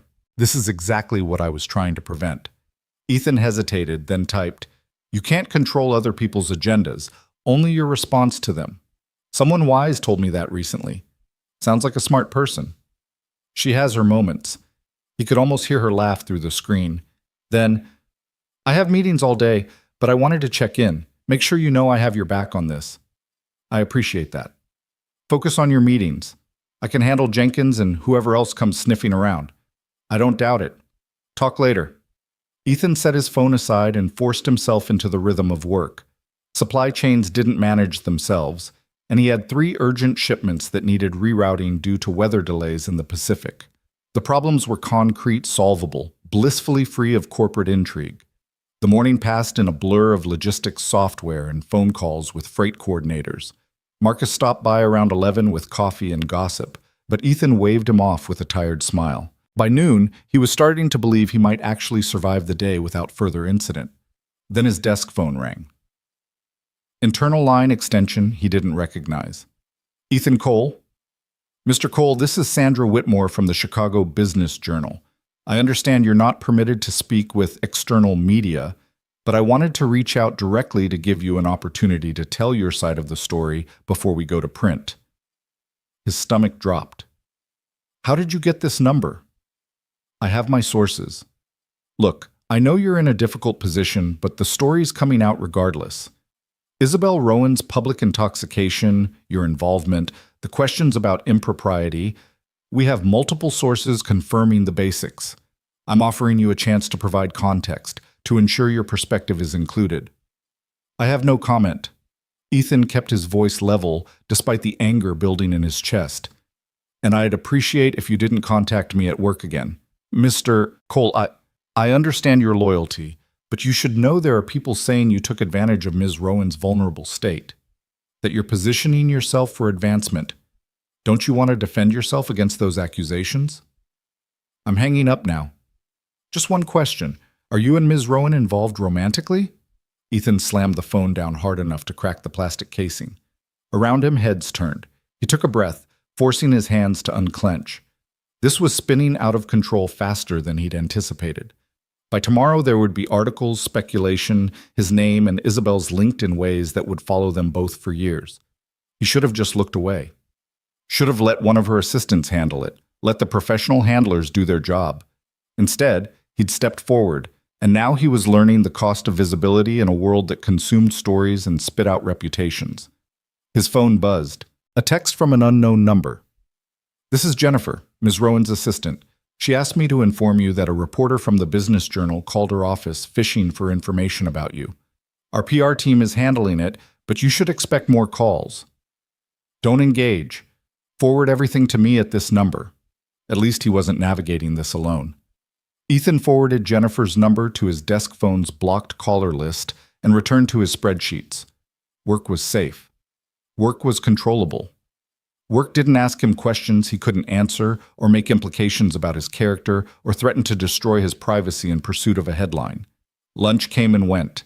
Ethan ate a sandwich at his desk, ignoring the pointed looks from colleagues who wanted gossip he wouldn't provide. His phone continued buzzing, more reporters, more blocked numbers, more people who thought his life was public property because he'd done one decent thing. By 3 p.m., he was exhausted and considering just leaving early, taking the hit to his vacation time in exchange for the sanctuary of his home. Then his phone rang again, and this time the caller ID showed Maddie's school. His heart stopped. "This is Ethan Cole." "Mr. Cole, this is Principal Davidson. Everything's fine, Maddie's fine, but we've had a situation I need to discuss with you." "What kind of situation?" "A reporter showed up at the school this afternoon asking questions about Maddie. Our front office staff turned them away immediately, but I wanted you to be aware. We've also increased monitoring during dismissal to ensure no unauthorized individuals approach her." The anger that had been simmering all day exploded into white-hot rage. "They came to her school? They tried to talk to my 9-year-old daughter?" "They didn't get anywhere near her, I assure you. But given the circumstances, I think it would be prudent for you to pick her up directly today rather than having her take the bus, just as a precaution." "I'll be there in 30 minutes. Ethan was already grabbing his jacket, his keys, his phone. "Thank you for calling." He made it to his car in record time, his hand shaking with fury as he started the engine. They'd gone after Maddie. Whatever lines he'd thought existed between work and home, between adults and children, between public interest and basic human decency, had just been obliterated.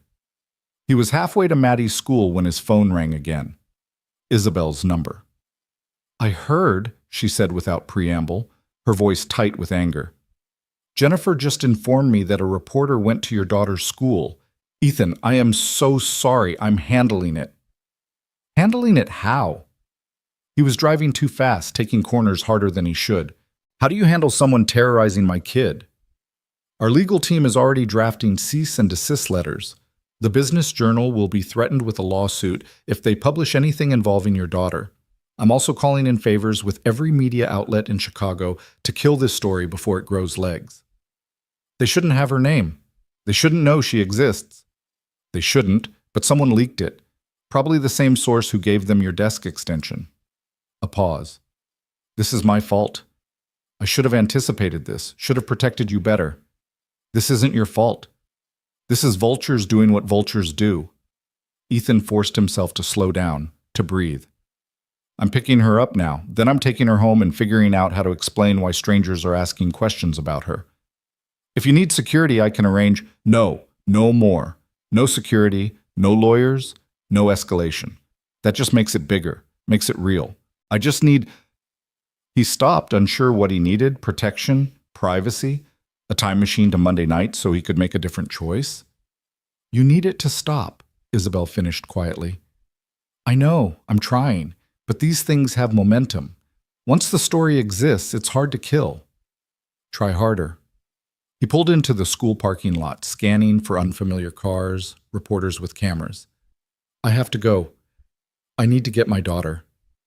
"Ethan, wait. I know this is terrible, but please don't regret helping me.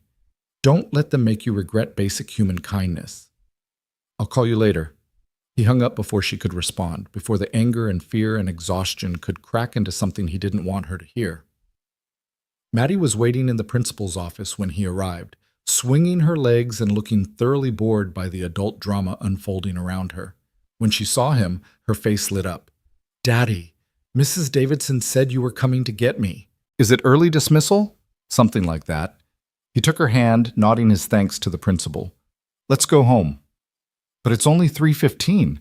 Don't you have to work?" "Work can wait. You're more important." That seemed to satisfy her, and they walked to the car together, Ethan hyper-aware of every person, every movement, every potential threat. But the parking lot was clear, just parents and teachers going about their normal day.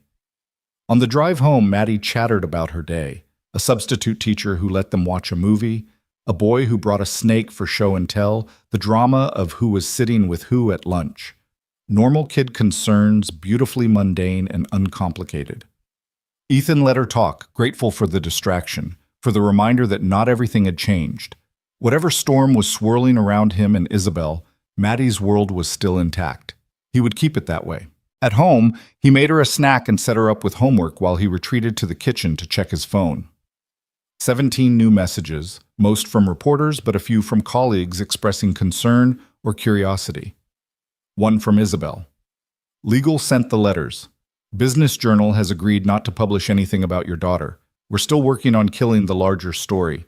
He typed back, "Thank you. That helps. How's Maddie?" "She's fine. Doesn't understand what's happening, which is probably good." "And how are you?" Ethan stared at the question, at the simple concern behind it. He wanted to say he was fine, to maintain the stoic facade he'd perfected over 5 years of single parenthood. But something about Isabel's directness made lying feel impossible. Angry, scared, wishing I'd just minded my own business Monday night. Her response came quickly. "Don't. Please don't wish that. You saved me from something much worse than gossip. You gave me dignity when I had none. That matters. Not if it costs me my daughter's safety. It won't. I promise you I will burn every bridge I have to protect her. No story is worth terrorizing a child." He believed her. Not because of her power or resources, but because of the fury he'd heard in her voice on the phone. She understood. Maybe because she'd built her life as armor against exactly this kind of violation. "I need to be with Maddie right now," he typed. "Can we talk later?" "Of course. Take care of your daughter. That's what matters most." Ethan pocketed his phone and returned to the living room, where Maddie was struggling with long division and muttering complaints under her breath. He sat beside her, guiding her through the problems, and for a while, the world contracted to just numbers and pencil marks and the simple satisfaction of finding correct answers. Dinner was mac and cheese, Maddie's comfort food. They ate on the couch, watching a nature documentary about penguins that made her laugh every time one of them waddled awkwardly across the ice. Normal. Easy. The life they'd built together from the ruins of before. After bath time, when Maddie was in bed with her elephant and her bear and the nightlight casting soft shadows, she looked up at him with Sarah's eyes and asked the question he'd been dreading. "Daddy, why did that stranger come to my school today?" He should have known she'd heard, that she'd understood more than she'd let on. Maddie was perceptive, always had been. "Some people are very curious about a situation at my work. They shouldn't have come to your school, and they won't be coming back." Mrs. Davidson said they were reporters, like on TV. "That's right. Why do reporters care about you? You're just a dad who works on computers." Just a dad. The simplicity of it made his chest ache. "I helped someone at work, and some people are making a bigger deal out of it than it is. But it's going to blow over soon and everything will go back to normal. I promise." "Is the lady you helped nice?" "She's complicated, but yes, I think underneath everything she's nice." "Then I'm glad you helped her, even if it made reporters come." Maddie yawned, her eyes already closing. "You always help people, Daddy. It's one of my favorite things about you." He kissed her forehead, his throat tight. "I love you, baby girl, more than anything in the world." "Love you too," she mumbled, already drifting towards sleep. "Don't forget to turn off the hall light."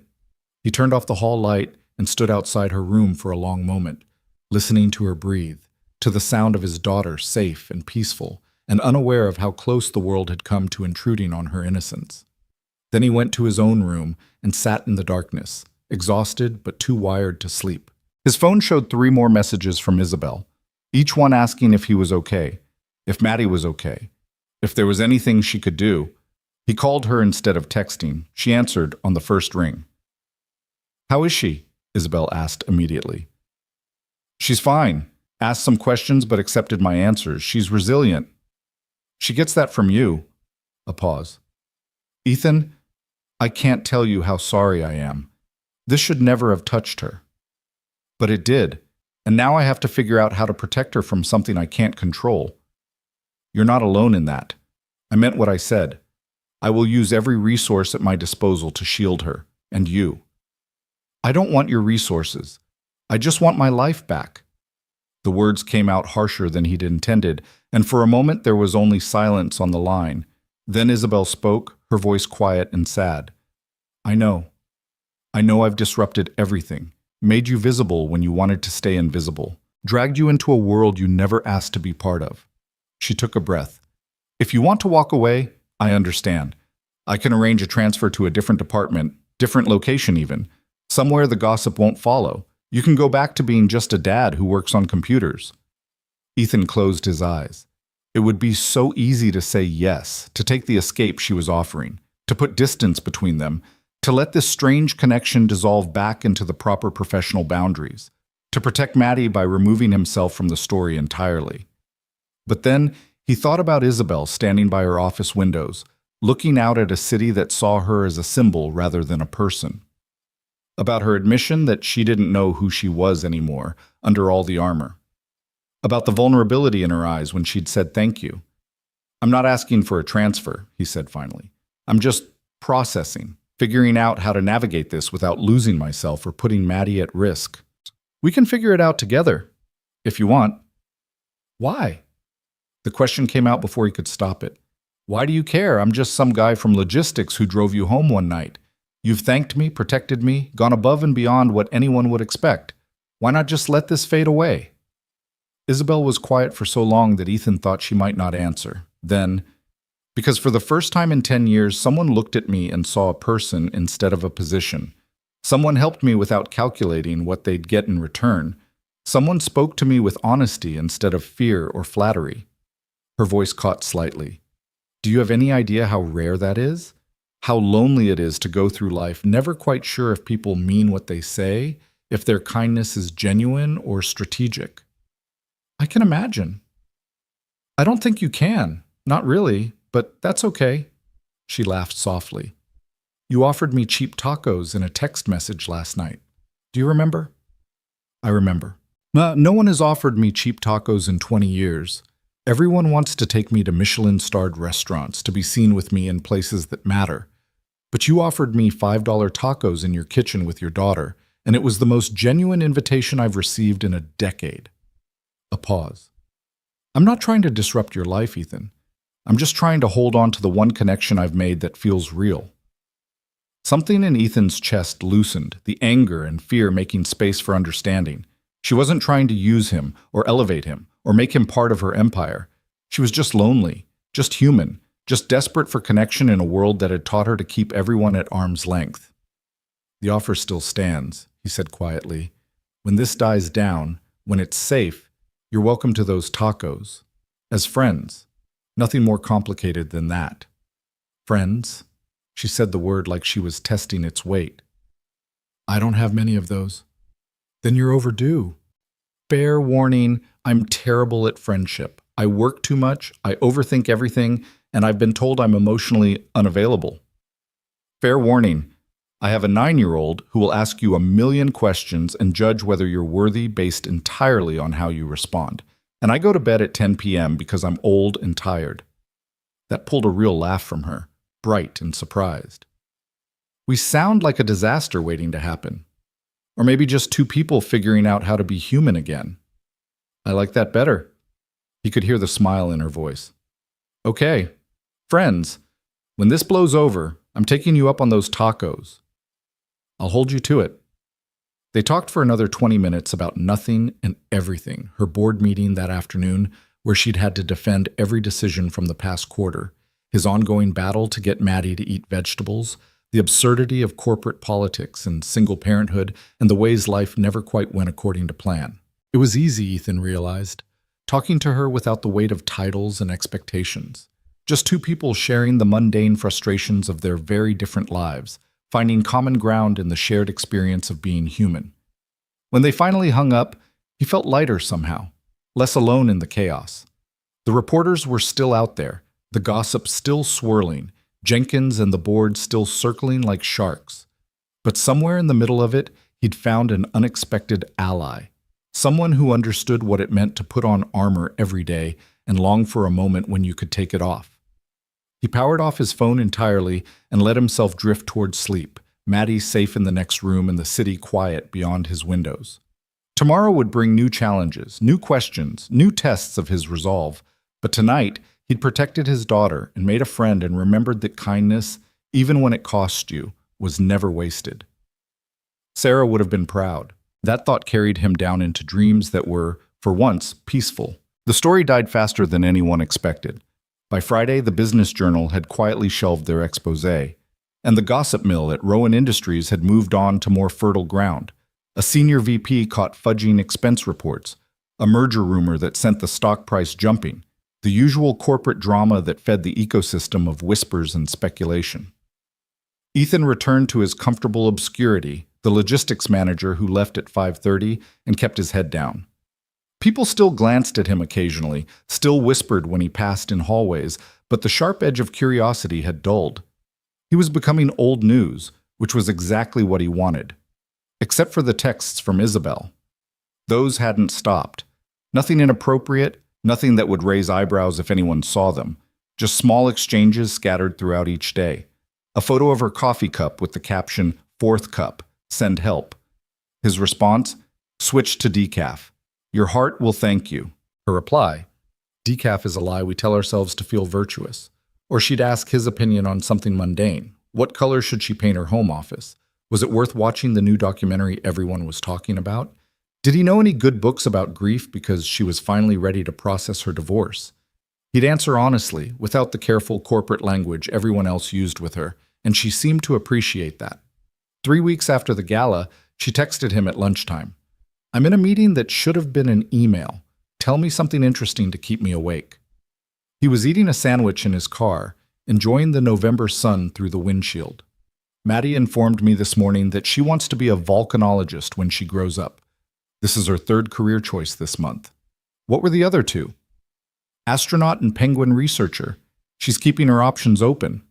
"Smart kid. I wanted to be a ballerina until I was 12 and realized I had no rhythm and hated tutus." "What changed your mind?" "My father took me to his office and showed me what real power looked like. I forgot about tutus pretty quickly after that." "That's kind of sad." "Is it?" "I built an empire. Most little girls who want to be ballerinas end up in office jobs anyway. At least I skipped the disillusionment phase." "Still sad.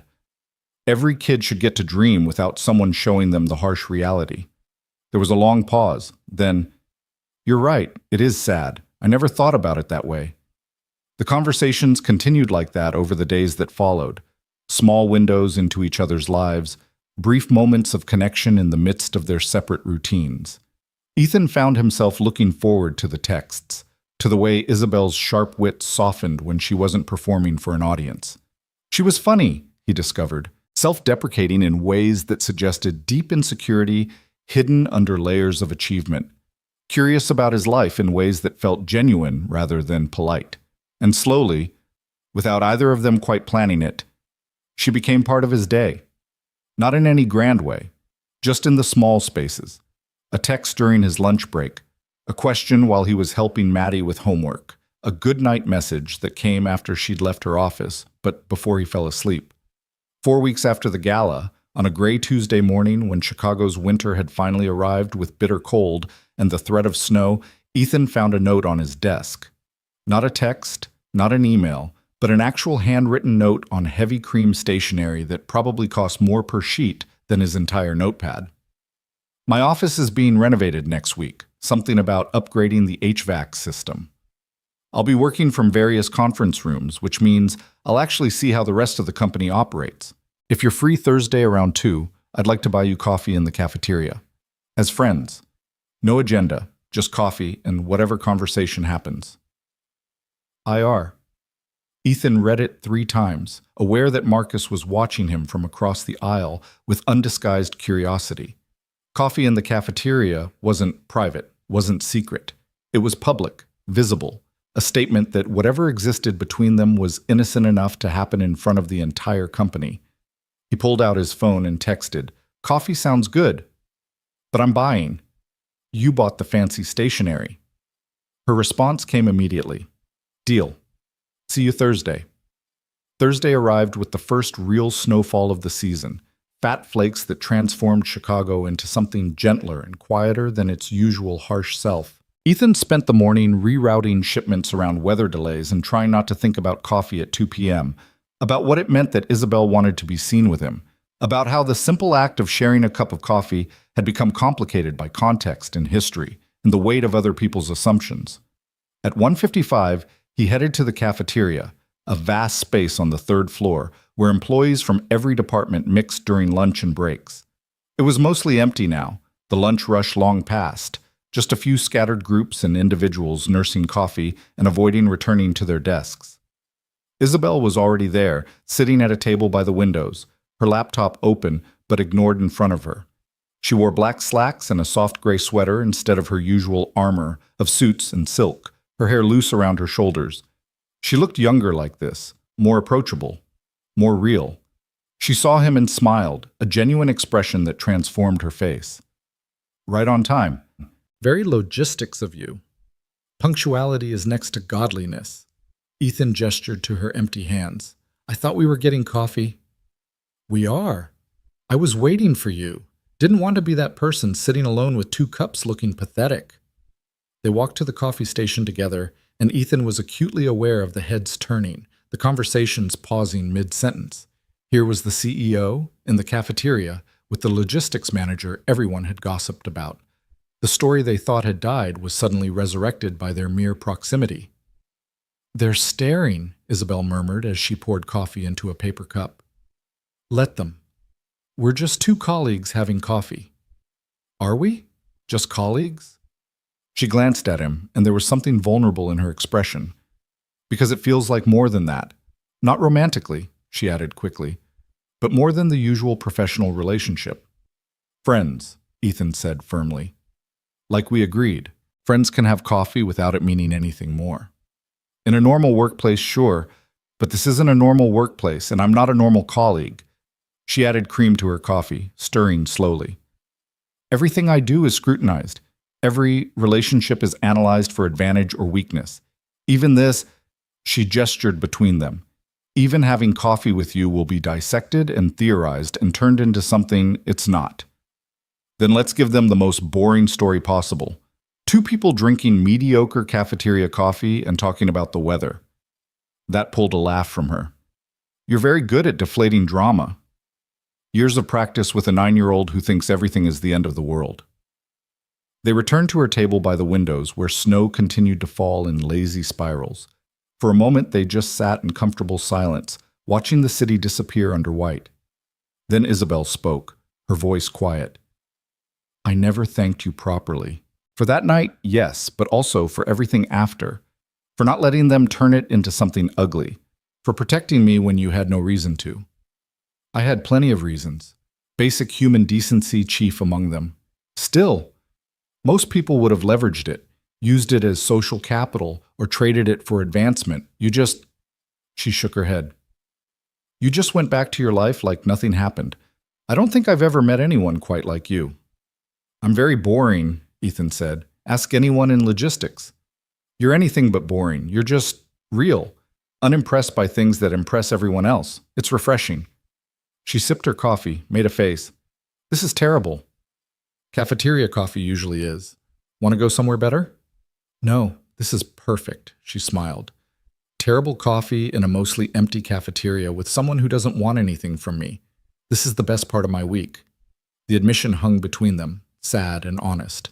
Ethan thought about her life, the glass house, the empire, the constant performance of power, how lonely it must be to always wonder about people's motives, to never be sure if someone liked you or just liked what you could do for them. Tell me about Maddie, Isabel said suddenly. You mention her in text, but I want to hear the real stories, the ones that make you smile when you think about them. So Ethan told her about Maddie's obsession with volcanoes and space and penguins, about the time she'd tried to adopt a stray cat and hidden it in her room for 3 days before he'd found it, about parent-teacher conferences where her teachers praised her curiosity and gently suggested she learn to raise her hand instead of just blurting out answers, about bedtime negotiations and Saturday morning pancakes, and the way she still slept with the elephant Sarah had given her before she was born. Isabel listened with complete attention, asking questions, laughing at the funny parts, her expression softening in ways Ethan suspected she didn't let happen often. When he finished, she was quiet for a moment, turning her coffee cup in slow circles. You're a good father, she said finally. Maddie's lucky to have you. I'm lucky to have her. She keeps me honest, keeps me grounded, reminds me what actually matters. Which is? Love. connection, being present for the people who need you. He met her gaze. Not success or achievement or any of the things we're taught to chase, just being there, showing up, making someone feel seen and valued and safe. Something shifted in Isabel's expression, a crack in the professional veneer. I don't have that. Anyone who needs me, I mean. No kids, no partner, no family, beyond some distant cousins I haven't spoken to in years. When I die, the company will mourn for about 15 minutes until they figure out who's taking my office. That's not true, isn't it? Who would miss me, Ethan? Really miss me, not my position or my power or what I could have done for their career. The question was so raw, so honest, that Ethan felt it like a physical thing. He thought about his answer carefully, knowing she'd hear any platitude, any false comfort. I would, he said finally. Not because of your position or your company, but because you're funny and smart and you're trying really hard to figure out how to be human again. That's worth something. That's worth a lot. Isabel's eyes went bright, and for a moment Ethan thought she might cry. Instead, she laughed, shaky and surprised. You're very dangerous, you know that? You say things that make me want to believe them. Then believe them. Not everything has to be strategy or suspicion. Sometimes people just mean what they say. In your world, maybe. In mine, she stopped, shook her head. No, you're right. I'm so used to assuming ulterior motives that I've forgotten how to trust anyone. Trust is earned. Give me time. Is that what we're doing? Building trust?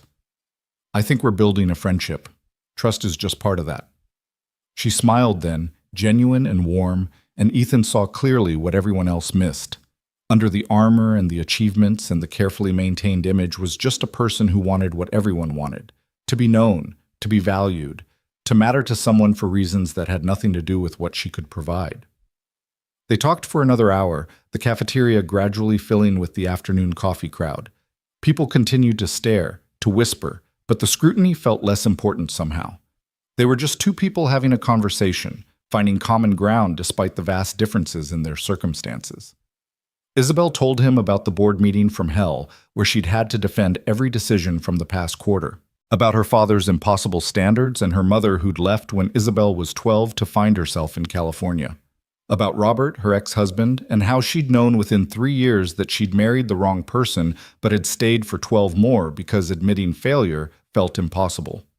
Ethan told her about Sarah, really told her, not just the sanitized version he gave most people.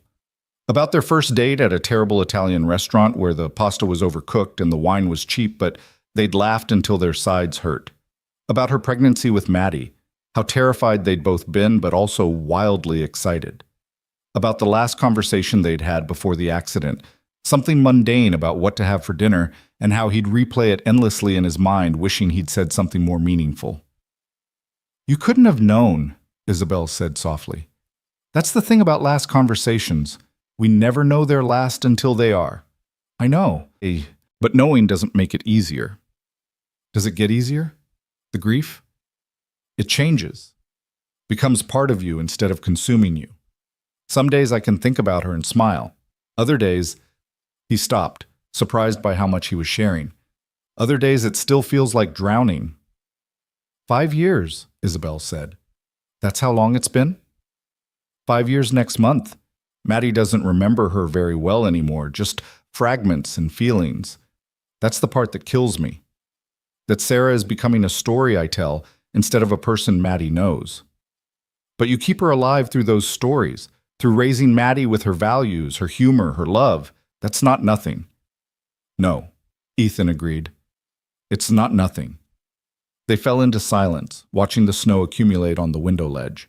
The cafeteria had filled considerably, the usual afternoon rush of people seeking caffeine and escape from their desks. Ethan caught Marcus watching from across the room, his expression speculative but not unkind. I should get back to work, Isabel said finally, though she made no move to leave.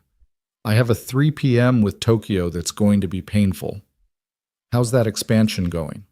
Slowly, lots of bureaucratic red tape and cultural misunderstandings. We'll get there, but it's exhausting. She closed her laptop, began gathering her things. This was nice. The coffee, the conversation, just She gestured vaguely. Being normal for an hour. Same time next week? She looked up, surprised. Really? If you want. I'm here every Thursday at 2 anyway. Might as well have company. I'd like that. She stood, slinging her laptop bag over her shoulder. And Ethan? Thank you. For seeing me. Not the CEO, not the position.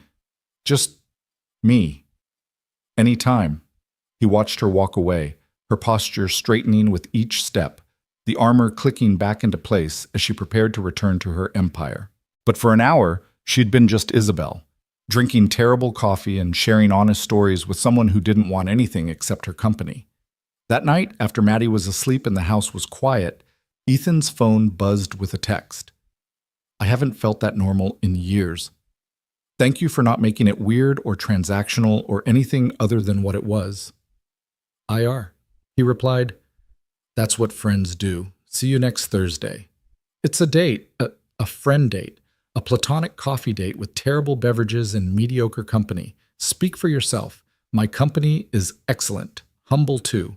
It's one of my best qualities. She sent back a laughing emoji, and Ethan smiled at his phone like an idiot. This was dangerous territory, he knew. Getting close to someone whose world was so different from his, whose problems operated on a scale he couldn't fathom.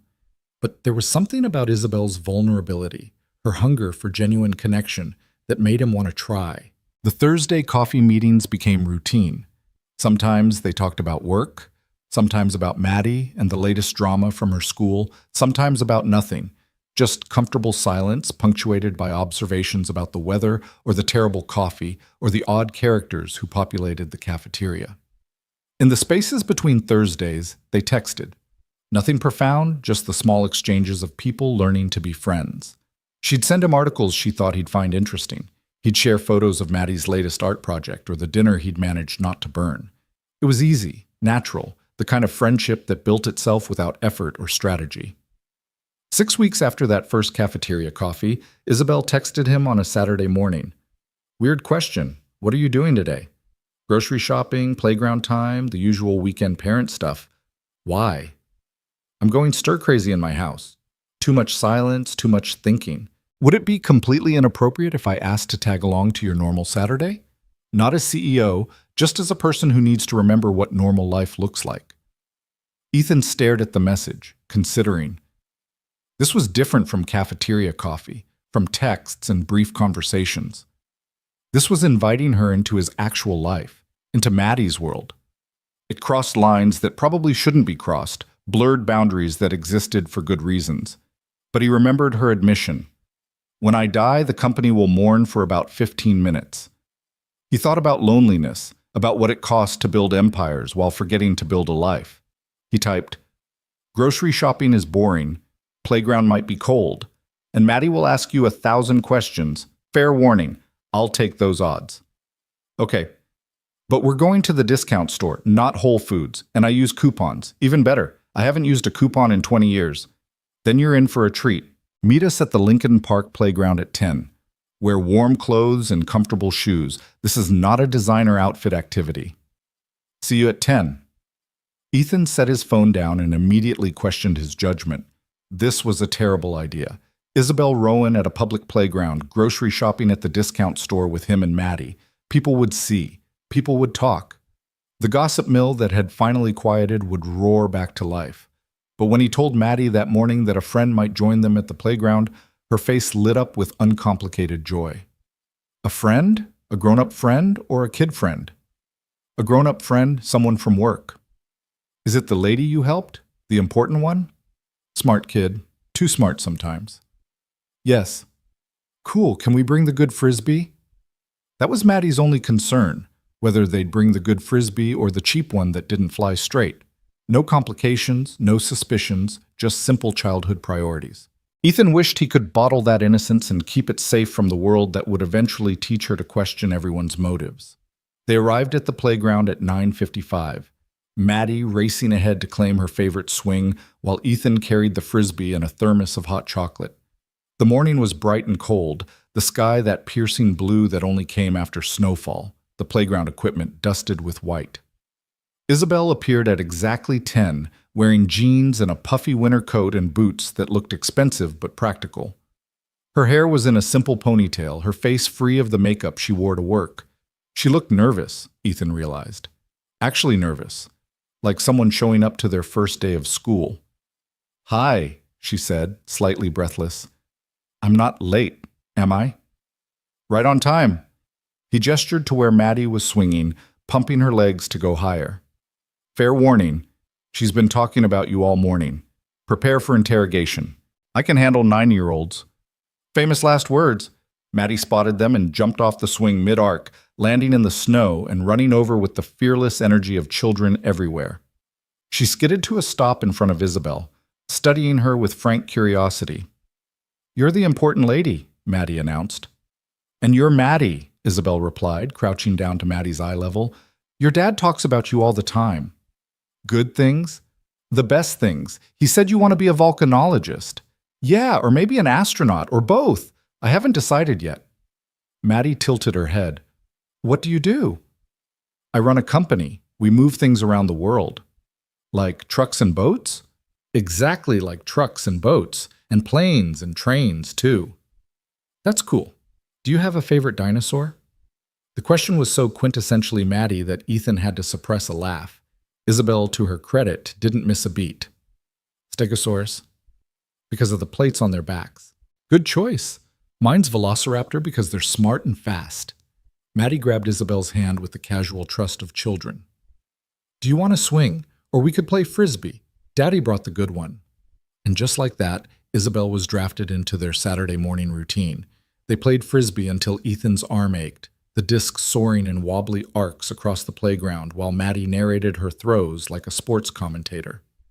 Isabel was terrible at Frisbee, her throws going wildly off course, but she laughed every time and never once checked her phone or looked bored. After an hour, they retreated to a bench to drink hot chocolate. Maddie wedged between Ethan and Isabel, chattering about school and her friends and the book she was reading about a girl who discovered she was secretly a dragon. "Are you married?" Maddie asked suddenly, with the bluntness children wielded like a weapon. "Maddie," Ethan warned, but Isabel shook her head. "It's okay." "No, I'm not married anymore. I was, but it didn't work out." "That's sad.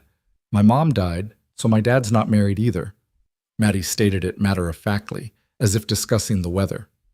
"But Daddy says that's okay because we have each other." "Your dad's right. Having each other is what matters most." "Do you have kids?" "No, I don't." "Why not?"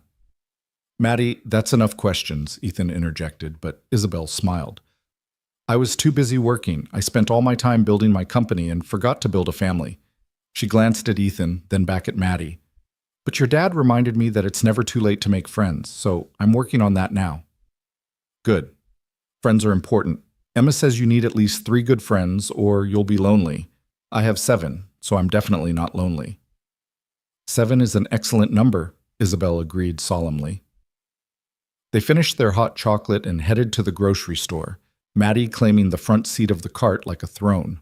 Isabel insisted on pushing actually, clearly delighted by this mundane task, while Maddie navigated and Ethan consulted his list and clipped coupons. The discount store was a far cry from wherever Isabel normally shopped. Harsh fluorescent lights, linoleum floors, the smell of produce and cleaning supplies. But she seemed fascinated by everything. The price comparisons, the coupon strategy, the way Ethan calculated cost per ounce to find the best deals. "You're really good at this," she observed, as he debated between 2 brands of pasta sauce. "Years of practice. When you're on a budget, every dollar matters." "I've forgotten what that's like, having to choose between things because you can't have everything." "It's not so bad. Makes you appreciate what you have." They filled the cart with the week's groceries.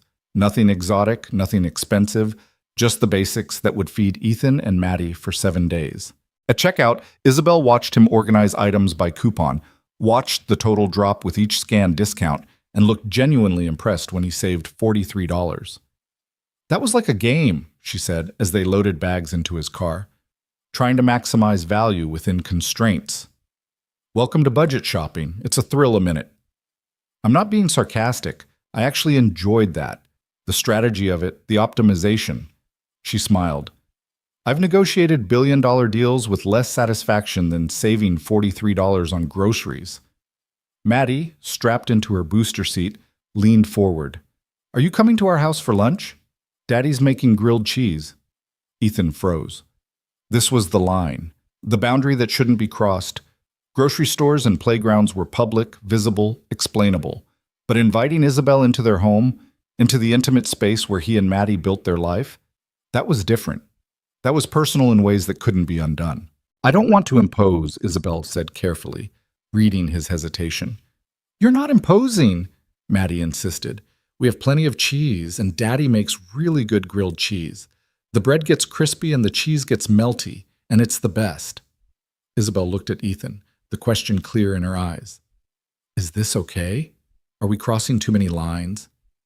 He thought about her admission that she'd go stir-crazy in her glass house, about loneliness and connection and the simple act of sharing a meal with people who saw you as a person rather than a position, about how Maddie's enthusiasm was genuine, uncomplicated by corporate politics or social calculation. We do have plenty of cheese, he said finally, if you want to come. I want to come, Isabel said quietly, if that's really okay. It's really okay. The drive to his house felt significant somehow, as if they were crossing an invisible threshold into territory none of them had fully mapped. Ethan's neighborhood was modest, small houses with small yards, cars that ran but weren't new, the working-class comfort of people who paid their bills and lived their lives without excess or extravagance. His house looked particularly humble as he pulled into the driveway. The siding that needed paint, the gutter he kept meaning to fix, the lawn furniture still sitting out even though it was November. Isabel's glass house probably had more square footage in her living room than his entire first floor, but if she judged, she didn't show it. She simply helped carry groceries inside, following Maddie's chattering tour of their home. Ethan watched her take in the mismatched furniture from 3 different decades, the photos of Sarah scattered throughout, Maddie's artwork covering the refrigerator like wallpaper. This is lovely, Isabel said, and she meant it. He could tell. It feels like a home, like people actually live here and love each other. As opposed to my place, which feels like a museum, beautiful but empty, nothing out of place because nothing's ever used. While Ethan made grilled cheese, Isabel sat at the kitchen table with Maddie, helping with a puzzle of the solar system. He listened to their conversation, Maddie explaining facts about each planet with varying degrees of accuracy, Isabel asking questions that showed genuine interest rather than polite tolerance. This was surreal, he thought, as he buttered bread and heated the griddle. Isabel Rowan, CEO of a billion-dollar company, sitting at his scratched kitchen table doing a puzzle with his daughter while he made lunch. If someone had told him 6 weeks ago that this would be his Saturday, he would have laughed. But here they were, and it felt right in ways that defied logic. Natural, easy, like Isabel had always been meant to fit into this space they'd carved out of grief and routine. They ate at the table, grilled cheese cut into triangles the way Maddie liked, with tomato soup from a can and apple slices because Ethan was trying to sneak fruit into every meal. Isabel ate like she'd never tasted anything better, praising the crispy bread and melty cheese with enthusiasm that made Maddie glow with pride. After lunch, Maddie dragged Isabel upstairs to see her room, to show off her rock collection and her telescope and all the accumulated treasures of 9 years of life. Ethan stayed downstairs, giving them space, cleaning up the lunch dishes and trying to process what was happening. His phone buzzed. A text from Marcus. Dude, just saw a photo on Facebook. Is that really Isabel Rowan at Lincoln Park Playground throwing a frisbee with you and a kid? So it had begun. The photos, the gossip, the speculation. Ethan typed back. She's a friend spending time with friends, that's all. That's all? That's Isabel Rowan, at a public playground. This is going to be everywhere by Monday. Let it. We're not doing anything wrong. I know, just giving you a heads up. People are already talking. Ethan pocketed his phone and returned to the kitchen, where he could hear Maddie's voice floating down from upstairs, explaining the difference between igneous and sedimentary rocks, with the passionate intensity she brought to all her interests. 20 minutes later, they came back downstairs, Maddie holding Isabel's hand like they'd been friends for years rather than hours. Can Isabel come back next Saturday? Maddie asked. I want to show her my science project when it's done. Ethan looked at Isabel, saw the hope in her eyes mixed with uncertainty. That's up to her. She's pretty busy. I'm never too busy for friends, Isabel said softly. If the invitation's open, I'd love to come back. It's open, Ethan confirmed, knowing even as he said it that they were cementing something that couldn't be easily undone. This wasn't just Thursday coffee anymore. This was real friendship, the kind that existed outside office walls and came with expectations and vulnerability and risk. But it also came with something neither of them had enough of, genuine connection. Someone to share grilled cheese with, someone who didn't want anything except company and conversation. In a world of transaction and performance, that felt revolutionary. Isabel left an hour later, thanking them both for the best Saturday she'd had in years. Ethan walked her to her car, a sleek BMW that looked ridiculous parked on his street next to rusty pickups and aging sedans. Thank you, she said before getting in, for including me, for letting me be normal for a few hours. Thank you for throwing terrible frisbee and eating grilled cheese without complaining about the processed cheese. She laughed. The processed cheese was perfect. Everything was perfect. She paused, her hand on the car door. Are we crazy? Doing this? Probably. But you don't regret it? Not even a little. Good. Neither do I. She got in the car, started the engine, then rolled down the window. See you Thursday? Wouldn't miss it. He watched her drive away, then returned inside to find Maddie sprawled on the couch, exhausted from the day's excitement. I like her, Maddie announced. She's nice. And she didn't talk to me like I was a baby. Some grown-ups do that. She is nice. Under all the important CEO stuff, she's just a person who needs friends. Then I'm glad she's our friend. Maddie yawned, snuggling into the couch cushions. Can we watch a movie? Sure, baby. Pick whatever you want. While Maddie queued up some animated film about talking animals, Ethan's phone buzzed with a text from Isabel. Your daughter is wonderful. Your home is wonderful. Your grilled cheese is wonderful. Thank you for reminding me that wonderful doesn't have to be complicated or expensive, just real. He replied, Come back anytime. The door's always open. Careful. I might take you up on that more often than you expect. I'm counting on it. As the movie started and Maddie provided running commentary on every scene, Ethan realized something had fundamentally shifted. Isabel wasn't just the CEO anymore, wasn't just someone he'd helped one night. She was becoming a part of his life, woven into the fabric of his Saturdays and his daughter's world. It was terrifying and wonderful in equal measure. And when his phone buzzed one more time with a simple message, "Thank you for seeing me," he understood that whatever they were building, it mattered, to both of them, more than either probably wanted to admit. Outside, snow began falling again, covering Chicago in fresh white. Inside, his home felt warmer somehow, fuller, like it had expanded to make room for one more person who needed a place to belong. The photographs hit the internet Sunday morning. Someone at the playground had captured Isabel mid-throw, her face lit with laughter as the frisbee sailed wildly off course. Another showed her pushing Maddie in the grocery cart, both of them grinning like conspirators. A third caught all three of them walking to Ethan's car, looking for all the world like a family on a routine weekend outing. By noon, they were everywhere. Reddit threads dissecting every angle. Twitter speculation ranging from wholesome to salacious. The Chicago Business Journal, having lost their original story, now had a new one. CEO Isabel Rowan spotted with mystery man and child in surprising display of normalcy. Ethan's phone exploded. Text messages from colleagues, missed calls from reporters, even a voicemail from his mother in Florida asking if he was dating someone and why hadn't he mentioned it. He ignored most of it, but when Jenkins from Executive Relations called 3 times in a row, he knew avoidance wasn't an option. We need to talk, Jenkins said without preamble when Ethan finally answered. Monday morning, first thing. My office. About what? Don't play stupid, Cole. About the photographs, about whatever relationship you've developed with Ms. Rowan, about the optics of this situation. We went to a playground and grocery shopping. There's nothing to discuss. There's plenty to discuss, 9 a.m. sharp. Don't be late. Jenkins hung up before Ethan could respond. Ethan stood in his kitchen, still in his pajamas, coffee growing cold in his hand. Maddie was upstairs, blissfully unaware that yesterday's fun day had become today's scandal. He should have known this would happen. Should have been more careful, more discreet. Should have remembered that in Isabel's world, nothing was private, nothing was simple. His phone buzzed. A text from Isabel. "I'm so sorry. I didn't think anyone would care about playground frisbee.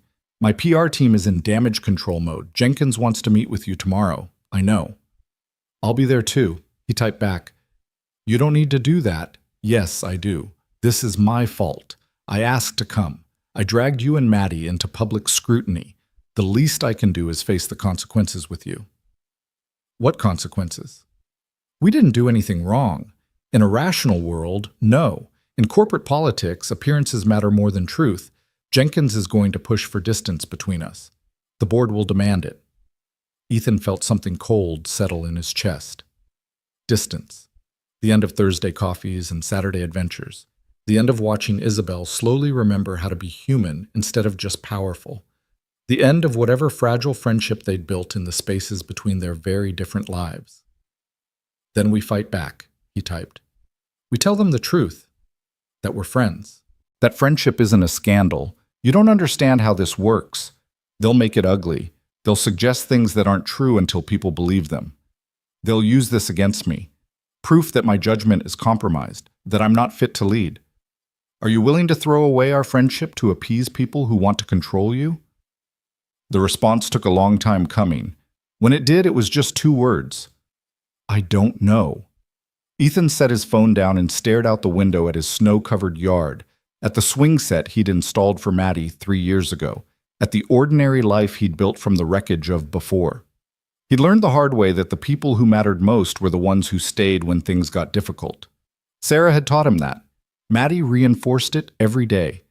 The question was whether Isabel had learned the same lesson, or if the armor she'd built was too thick to let friendship penetrate when it became inconvenient. Monday morning arrived gray and cold, Chicago wrapped in clouds that threatened more snow. Ethan dropped Maddie at school early. She'd heard about the photos from Emma, whose mother had apparently shown her the viral CEO on Facebook, but Maddie's only concern was whether people thought Isabel's frisbee throwing was as bad as it actually was. "Tell her she needs to practice more," Maddie had said seriously. "Maybe YouTube has tutorials." If only all problems could be solved with YouTube tutorials. Jenkins's office was on the executive floor 3 doors down from Isabel's. Ethan arrived at exactly 9 a.m. to find Isabel already there, sitting ramrod straight in one of the leather chairs facing Jenkins' desk. She wore her armor today, severe black suit, hair pulled back so tight it looked painful, the Ice Queen expression that could freeze blood. But when she saw Ethan, something flickered in her eyes. Relief, maybe, or fear. He couldn't tell.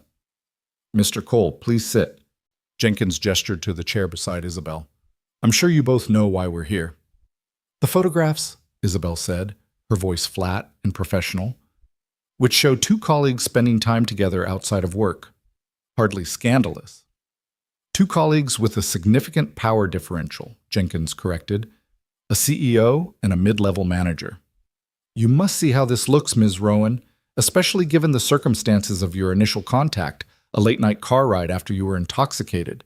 Now, public outings with his child? The optics are terrible." "The optics are only terrible if you insist on seeing something inappropriate where nothing exists." Isabel's tone could cut glass. "Ethan is my friend. We have coffee sometimes. We spent one Saturday together in public places doing completely innocent activities. Since when is friendship a corporate violation?" "Since the friend in question is your subordinate. Since questions arise about favoritism, about whether your personal feelings might influence professional decisions." Jenkins pulled out a folder, opened it with deliberate precision. "I've reviewed Mr. Cole's performance records. Solid employee, no complaints, but also no exceptional achievements that would warrant special attention from executive leadership. Yet suddenly he has unprecedented access to you. One has to wonder what's really happening here." Ethan felt anger flash hot and bright. "What's really happening is that I helped her when she needed help, and we discovered we get along. That's it. No favors requested, no advantages gained, just 2 people who became friends." "Can you prove that? Can you prove she hasn't offered you promotions, raises, insider information? Can you prove this relationship, whatever you want to call it, hasn't influenced company decisions? Can you prove it has? Ethan shot back. Because from where I'm sitting, you're building a case out of suspicion and innuendo with zero evidence of actual wrongdoing. Jenkins smiled that cold, empty smile. Evidence isn't always necessary when perception does the work for you. The board is concerned, Mr. Cole. They're concerned that Ms. Rowan's judgment has been compromised, that she's formed an inappropriate attachment that could affect her leadership. These photographs only confirm those concerns. Then the board can take their concerns and, Isabel started, but Jenkins cut her off. The board can vote to remove you as CEO, which they're currently discussing. He let that land like a bomb. They've called an emergency meeting for this afternoon. The photographs were the final straw. Combined with your intoxication at the gala, your defensive posture regarding Mr. Cole, your increasingly erratic behavior, they're questioning whether you're still the right person to lead this company.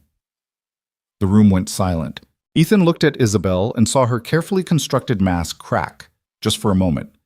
Beneath it was shock, pain, and something that looked like defeat.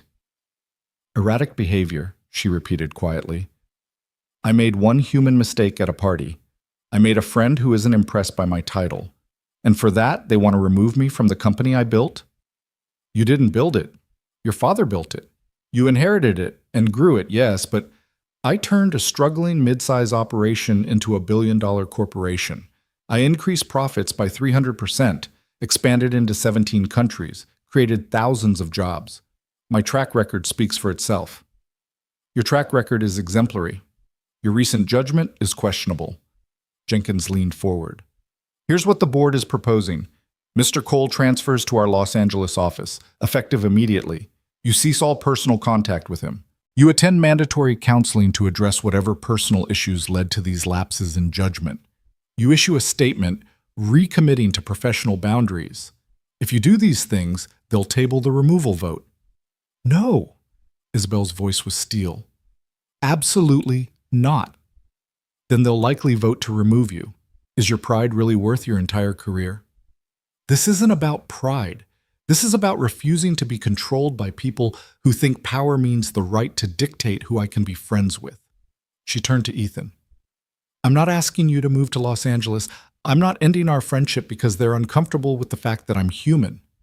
Ms. Rowan, be reasonable. I am being reasonable. What's unreasonable is punishing someone for basic human connection. What's unreasonable is creating a world where CEOs aren't allowed to have friends unless those friends fit specific criteria. She stood, and the movement was so sudden, so decisive, that both men flinched. Schedule the vote. I'll defend myself to the board. If they choose to remove me, that's their decision. But I won't compromise my integrity or abandon my friend to keep a job that requires me to pretend I'm not human. Isabel, wait. Ethan stood too, his mind racing. You can't throw away everything you've built for what? For you? She turned to face him fully. Let me be clear. I'm not doing this for you, although you deserve better than to be used as a pawn in corporate politics. I'm doing this for me. Because I'm tired of living in a cage I built. Because the last 2 months since that night you drove me home have been the first time in 10 years I've felt like a person instead of a position. Because if I let them take that away, if I let them force me back into isolation and performance and perfect corporate behavior, then they've won. Then I've lost something more valuable than any job. Jenkins's expression was calculating. You're willing to risk your entire career for a friendship with a logistics manager? I'm willing to risk my career to prove that I'm more than just a CEO, that I have worth beyond what I can produce for shareholders, that friendship and connection and basic human decency matter more than optics and power plays. She looked at Ethan. He saw me at my worst and helped me anyway. He's never asked for anything, never tried to leverage our friendship, never treated me like a means to an end. That's rare. That's valuable. That's worth fighting for. Ethan felt something tight in his chest loosen, something he hadn't realized he'd been holding. You don't have to fight this battle, he said quietly. I can transfer. We can take a break from the friendship until things settle down. It's not worth losing everything. Yes, it is. Isabel's eyes were bright, fierce. Don't you see? If I give in to this, I'm admitting they're right, that I can't be trusted to make my own decisions about my own life. That I need handlers and controllers because I'm not capable of adult friendships without destroying my professional credibility. She turned back to Jenkins. Tell the board I'll see them at the meeting, and I'm bringing Ethan with me. That's highly unusual.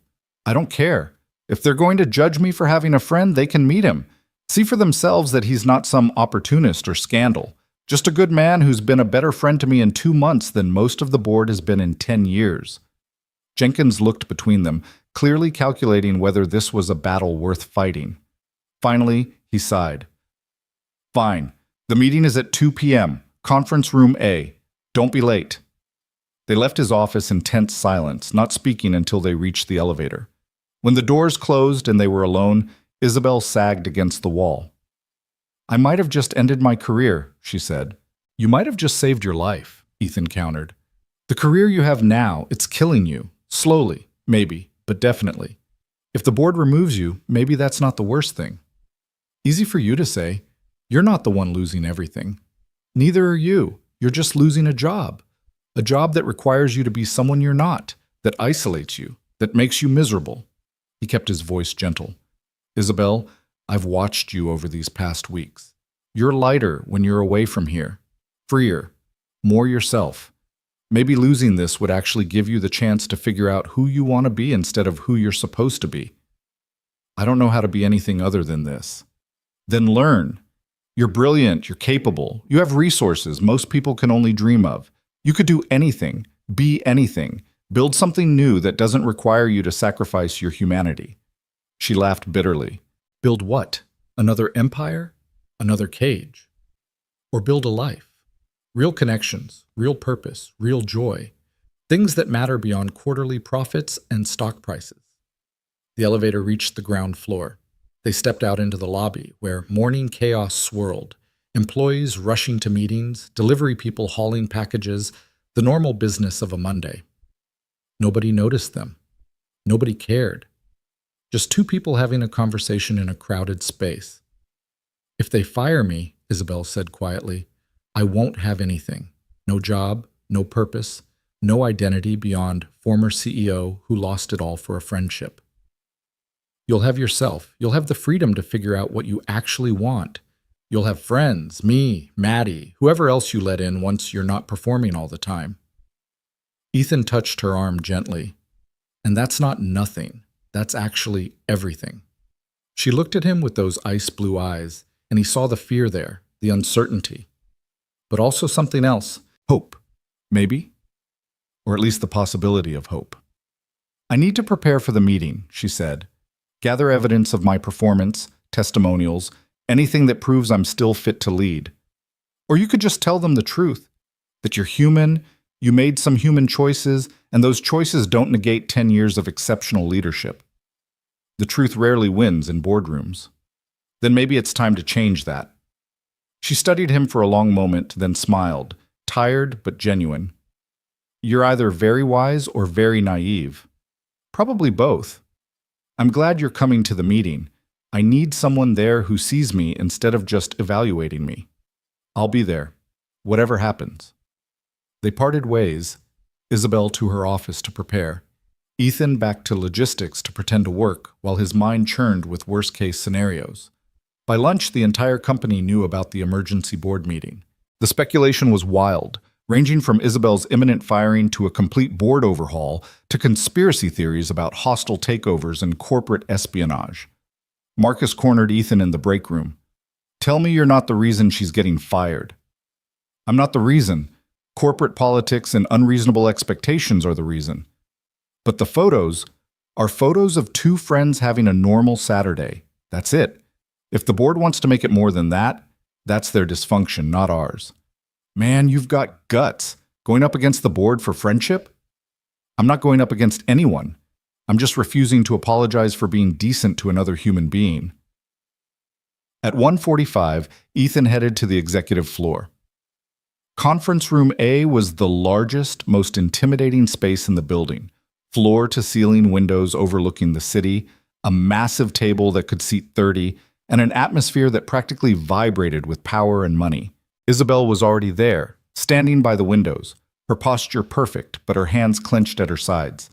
She wore the armor, the severe suit, the sharp heels, the expression that could freeze oceans. But Ethan could see the human underneath. The woman who'd laughed throwing terrible frisbee, who'd helped Maddie with a puzzle, who'd admitted she didn't know how to be anything except what was expected.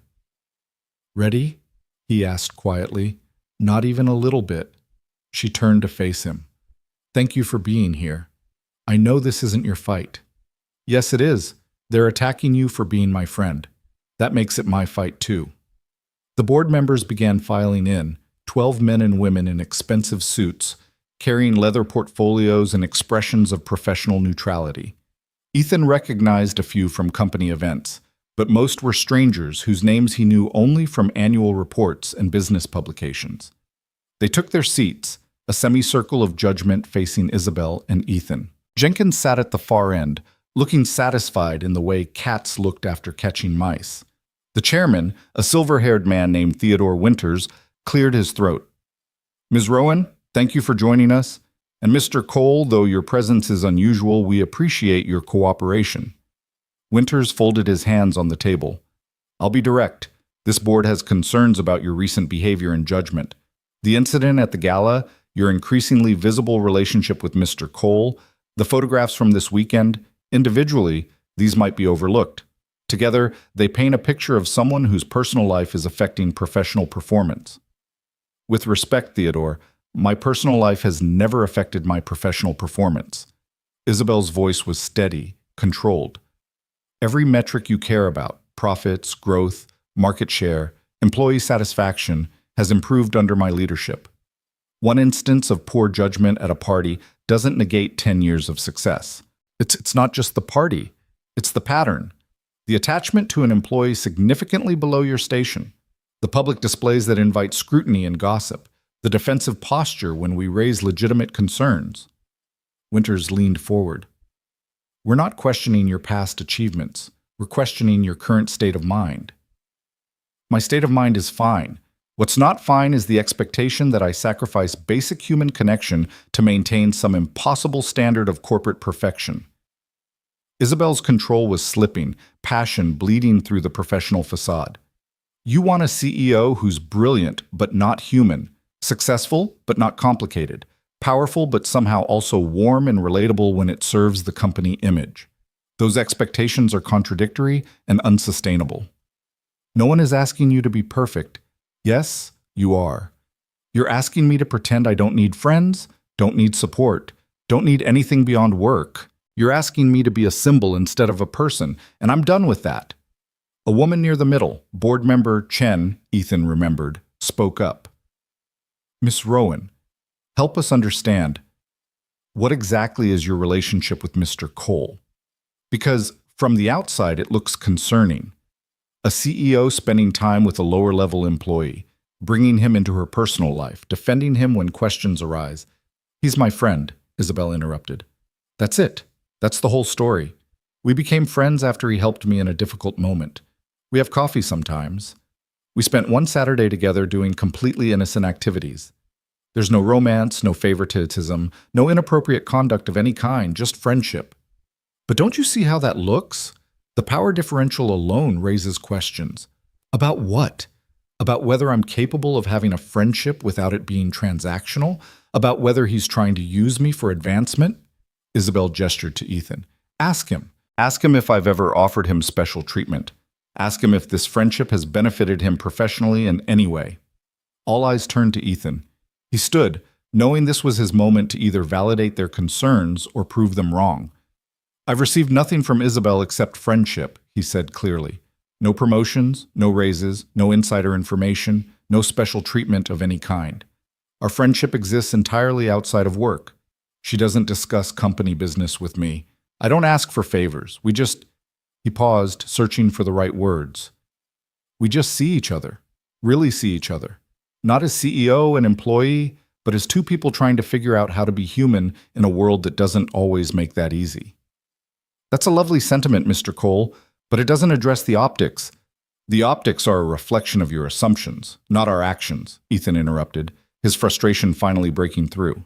"You see a CEO and a low-level employee and immediately assume something inappropriate must be happening. You can't conceive of a friendship between people at different levels because you've created a system where connection is treated as weakness and vulnerability is punished. But that system is broken. It's making people like Isabel choose between being successful and being human, and that's not a choice anyone should have to make. Mr. Cole, we understand you're trying to defend your friend, but I'm not defending her. She doesn't need defending. Her record speaks for itself. I'm pointing out that your concerns say more about your worldview than her behavior. You're so focused on hierarchy and propriety that you've forgotten that at the end of the day, we're all just people trying to get through life without being completely alone. The room was silent. Ethan sat back down, his heart pounding. He'd probably just made things worse. Probably just confirmed every concern they had about inappropriate closeness and poor judgment. But it needed to be said. Isabel reached over and squeezed his hand briefly, a gesture so small and quick that only Ethan noticed. But it was enough, a reminder that whatever happened next, they'd faced it together. Winters exchanged glances with other board members, some kind of silent communication passing between them. Finally, he spoke. Ms. Rowan, I think we need to take a brief recess. The board will discuss privately and reconvene in 30 minutes with our decision. Decision about what? Whether I keep my job because I made a friend? Decision about whether your recent behavior represents a temporary lapse or a fundamental change in your leadership approach that makes you unfit to continue as CEO. Isabel stood, her composure finally cracking. You want to know what's changed? I'll tell you. I remembered that I'm a person, that success without connection is hollow, that building an empire while forgetting to build a life is a waste of the time I've been given. Yes, my approach has changed. I'm no longer willing to sacrifice my humanity for your comfort. If that makes me unfit to lead this company, then maybe this company doesn't deserve the leadership I've provided. She walked out of the conference room, her heels clicking on marble, her back straight and proud. Ethan followed, catching up to her in the hallway. That was brave, he said. That was career suicide. She laughed, slightly hysterical. I just told the board I won't play by their rules anymore. They're going to vote me out. Everything I've built, gone. Or maybe they'll realize you're right, that their expectations are unreasonable, that you're still the best person to lead the company, friendship and all. You're an optimist. Someone has to be. They waited in Isabel's office, neither of them speaking much. The city sprawled below them, indifferent to their small drama. Ethan thought about what he'd said in the conference room about choosing between success and humanity. He'd meant it, but he also knew that in the real world, idealism didn't always win. When his phone buzzed with a text from Maddie's school, just a reminder about the science fair next week, reality crashed back in. He had a daughter waiting for him, a life beyond these corporate games. Whatever happened to Isabel, he'd be okay. He'd survived worse. But when he looked at Isabel, sitting at her desk staring at nothing, he realized that she wouldn't be okay. Not immediately. This job, this identity, this role, it was all she had. Losing it would destroy her carefully constructed world. Whatever they decide, he said quietly, you're going to be all right. How can you know that? Because you're more than this job. You always have been. You just forgot for a while. The 30 minutes stretched into 45, then an hour. Finally, Jenkins appeared at the door. They're ready for you. Back in the conference room, the board members wore expressions Ethan couldn't read. Winters waited until everyone was seated before speaking. Ms. Rowan, we've discussed your situation at length. The consensus is mixed. Some members feel your recent behavior represents unacceptable lapses in judgment. Others feel we're overreacting to what amounts to harmless personal choices. We're divided. So what does that mean? Isabel asked. It means we're not voting to remove you, not today, but we are implementing conditions on your continued leadership. Winters pulled out a document. First, you'll attend executive coaching focused on maintaining professional boundaries. Second, you'll implement clear separation between your personal and professional lives. No more public outings with subordinates that could be misconstrued. Third, you'll provide quarterly reports to the board on your relationships with employees, ensuring transparency and preventing any appearance of favoritism. Isabel stared at the document like it was a snake. You want me to report on my friendships? Monitor my personal life like I'm on probation? We want assurance that your personal choices won't negatively impact the company. These conditions are reasonable. These conditions are insulting. You're treating me like a child who can't be trusted to make adult decisions. She pushed the document back across the table. I won't agree to this. Then we'll have no choice but to vote on your removal. Then vote. Isabel stood, and Ethan had never seen her look more powerful. Because I'm not going to live under surveillance. I'm not going to submit quarterly reports on who I have coffee with. I'm not going to pretend that my worth as a CEO depends on my willingness to be isolated and controlled. Ms. Rowan, be reasonable. I am being reasonable. You're the ones trying to micromanage my personal life because you're uncomfortable with the fact that I'm human. If that discomfort is so overwhelming that you need to remove me, then do it, but I won't compromise my dignity to ease your anxiety. The room erupted in whispered conversations, board members conferring with each other. Winters held up a hand for silence. Very well, we'll vote now. All in favor of removing Isabel Rowan as CEO. 6 hands went up, exactly half the board. All opposed? 6 more hands. A tie. As chairman, I have the deciding vote in the event of a tie. Winters looked at Isabel for a long moment, his expression unreadable. Then he said something that shocked everyone in the room. I vote no. Ms. Rowan retains her position as CEO. The relief was so sudden, so overwhelming, that Ethan felt lightheaded. Beside him, Isabel swayed slightly, gripping the table for support. However, Winters continued, I want to be clear about why I'm voting this way. Not because I think your recent behavior is acceptable, but because I think the alternative, a CEO who's so controlled and isolated that she becomes brittle and eventually breaks, is worse. You've been an exceptional leader for this company, Ms. Rowan. But you've also been exhausting yourself trying to meet impossible standards. If having a friend helps you maintain your effectiveness and your sanity, then perhaps that's a reasonable trade-off. He stood, gathering his papers. But hear this. The board will be watching. Any hint that your personal relationships are affecting your professional judgment, and we'll revisit this decision. Am I clear? Crystal clear, Isabel said quietly. Good. Meeting adjourned. The board members filed out, some shooting disapproving glances at Isabel, others nodding with what might have been respect.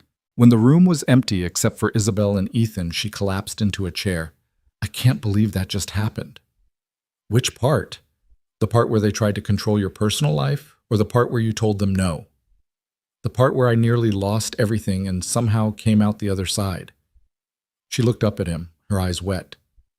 I almost threw it all away, for friendship, for the principle of the thing. That was either incredibly brave or incredibly stupid. It was both. Most important things are. She laughed through her tears. I don't know what happens now.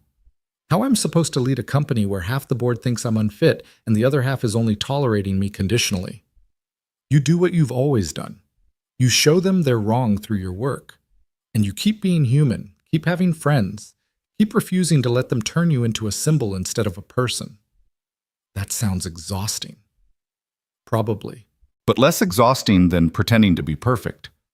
They sat in silence for a moment, the enormity of what had just happened settling over them. Then Isabel spoke, her voice soft. Thank you for standing with me, for saying the things I couldn't say, for reminding me that I'm more than just this job. That's what friends do. I've never had a friend like you. Well, now you do. Better get used to it. She smiled, genuine and warm and free of the corporate mask. Thursday coffee? Wouldn't miss it. And Saturday? Maddie mentioned something about a science fair? You really want to come to a 4th grade science fair? I really do. If the invitation still stands. It stands. Fair warning. There will be baking soda volcanoes and poster boards with too many glitter. Sounds perfect. They left the conference room together, walking through the office toward the elevator. People stared, whispered, but Ethan didn't care. They'd survived the worst. Everything else was just noise. At the elevator, Isabel paused. I meant what I said in there, about not being willing to sacrifice my humanity anymore. That wasn't just defiance. That was a promise to myself. To live differently, to choose differently, to remember that success without connection is empty. Good. Hold on to that. Don't let them convince you otherwise. I won't. Not anymore. She pressed the elevator button, then added, "You know what's funny? 2 months ago, if someone had told me that a logistics manager would help me remember who I am, I would have laughed. But here we are." Here we are. The elevator arrived. They stepped in together, and as the doors closed, Isabel said something that felt like the end of one story and the beginning of another. "I'm glad you didn't look away that night. I'm glad you saw me. I'm glad you let me." The months that followed were different. Isabel still ran her company with brilliance and determination, still commanded boardrooms and negotiated billion-dollar deals. But she also showed up for Thursday coffee without fail, came to Maddie's science fair, and cheered the loudest for the baking soda volcano, spent Saturday mornings at discount grocery stores learning the art of coupon clipping. The gossip eventually died. New scandals emerged to feed the corporate rumor mill. The photographs of that first Saturday became old news, replaced by newer, shinier stories. Ethan returned to his comfortable obscurity, and Isabel learned to build a life alongside her empire instead of in place of one. She still struggled sometimes. Old habits died hard, and the armor she'd worn for so long didn't disappear overnight. But she was trying. Learning to be vulnerable, to ask for help, to accept that being human meant being imperfect. One evening in late spring, 6 months after the gala that had started everything, Isabel joined them for dinner at Ethan's house. Just spaghetti and salad, nothing fancy, but Maddie had insisted on using the good plates, the ones from Target that weren't chipped. After dinner, while Maddie was upstairs doing homework, Isabel and Ethan sat on the back porch, watching the sun set over Chicago's sprawl. "I've been thinking," Isabel said, cradling a cup of tea, "about that night, about how close I came to just falling apart. If you hadn't been there, someone would have helped, eventually. Maybe. But they wouldn't have seen me. They would have seen the CEO having a bad night and either exploited it or hidden it. You saw a person who needed help. That made all the difference. You would have done the same." I don't know if I would have. The old me, the one who was so focused on control and success, I think she would have looked away, decided it wasn't her problem, worried about the optics. She set down her tea. But I'm not that person anymore. Or I'm trying not to be. You taught me that. I didn't teach you anything. You were always capable of this. You just needed permission to stop performing. Well, thank you for the permission, and for the friendship, and for reminding me that kindness isn't weakness. It's the most important thing there is. They sat in comfortable silence as the sky turned from gold to pink to purple. Inside, Maddie's voice floated down, singing off-key to some song on the radio. The neighbor's dog barked at something imaginary. Life happened around them, ordinary and beautiful and enough. "You know what I realized?" Isabel said suddenly. "That night at the gala, I thought I needed to escape, needed to drink enough to forget how lonely and empty everything felt. But I wasn't escaping anything. I was just trying to feel something, anything, beyond the constant pressure to be perfect. And now? Now I feel things. Joy, frustration, connection, fear, all of it. And it's messy and complicated and sometimes overwhelming, but it's real. It's life. Not just existence, but actual life." She turned to him, her eyes bright. "You gave that to me. You and Maddie, and these simple, ordinary moments that turn out to be everything that matters. You gave something to us too. You showed Maddie that powerful people can also be kind, that success doesn't require sacrificing humanity, that friendship can exist across all kinds of boundaries if you're brave enough to build it. Is that what this is? Brave? The bravest thing I've seen. You risked everything, your career, your reputation, your identity, to prove that connection matters more than control. That's not just brave, that's revolutionary." Isabel laughed. "Revolutionary. Listen to us, acting like we changed the world by being friends. Maybe we did. In our own small way. Maybe every time someone chooses connection over convenience, humanity over hierarchy, they change the world a little bit. You're getting philosophical in your old age. I learned from the best." The door opened and Maddie appeared, her homework apparently finished. "Can we play cards? I'll let Isabel win at Go Fish." "You'll let me win?" Isabel pretended outrage. "I'll have you know I'm excellent at Go Fish." "You're terrible at Go Fish. You always forget which cards you asked for." "That's strategy. That's being bad at remembering. They moved inside to the kitchen table where they'd shared countless meals and conversations. The cards came out, and Maddie dealt with the serious concentration of a professional. The game was chaotic, filled with arguments about rules and accusations of cheating and laughter that made Ethan's chest ache with gratitude. This was what he'd tried to explain to the board. This simple, ordinary moment of three people playing cards on a Tuesday night. No agenda, no transaction, no calculation. Just connection. Just being human together in a world that made that harder than it should be.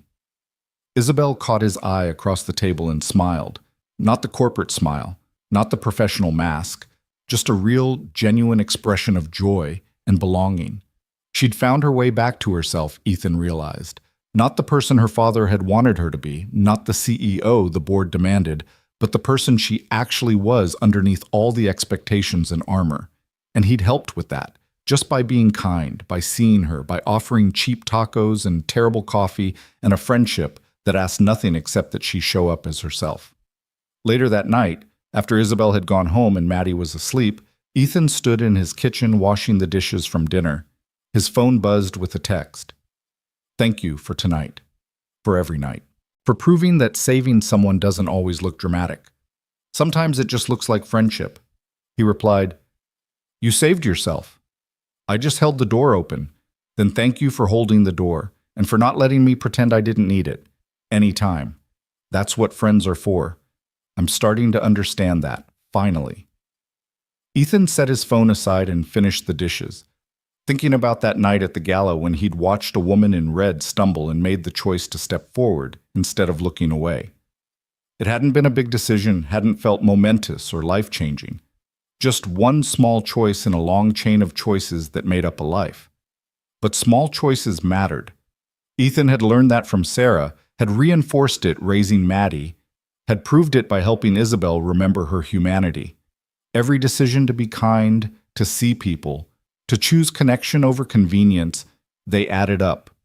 They created ripples that spread farther than you could ever anticipate. He thought about Isabel alone in her glass house, probably looking out at the city lights, probably still learning how to live in the space between achievement and connection. She had a long journey ahead, years of unlearning old patterns and building new ones. But she wasn't alone anymore. She had a friend who would show up for Thursday coffee and Saturday adventures and Tuesday night card games, who would remind her, as many times as necessary, that she was more than her title. And maybe that was enough. Maybe that was everything. The house settled into its nighttime quiet. Upstairs, Maddie dreamed whatever 9-year-olds dreamed about. Outside, Chicago hummed with its endless energy.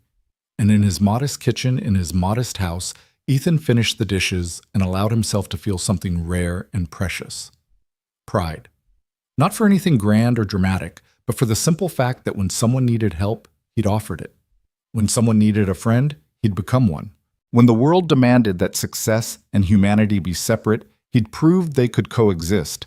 The woman in red had needed saving that night, but in the end, maybe they'd saved each other. She'd reminded him that new connections were possible after loss. He'd reminded her that success without humanity was hollow.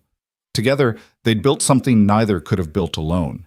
A friendship that defied expectations and proved that kindness, in the end, was the most powerful thing there was.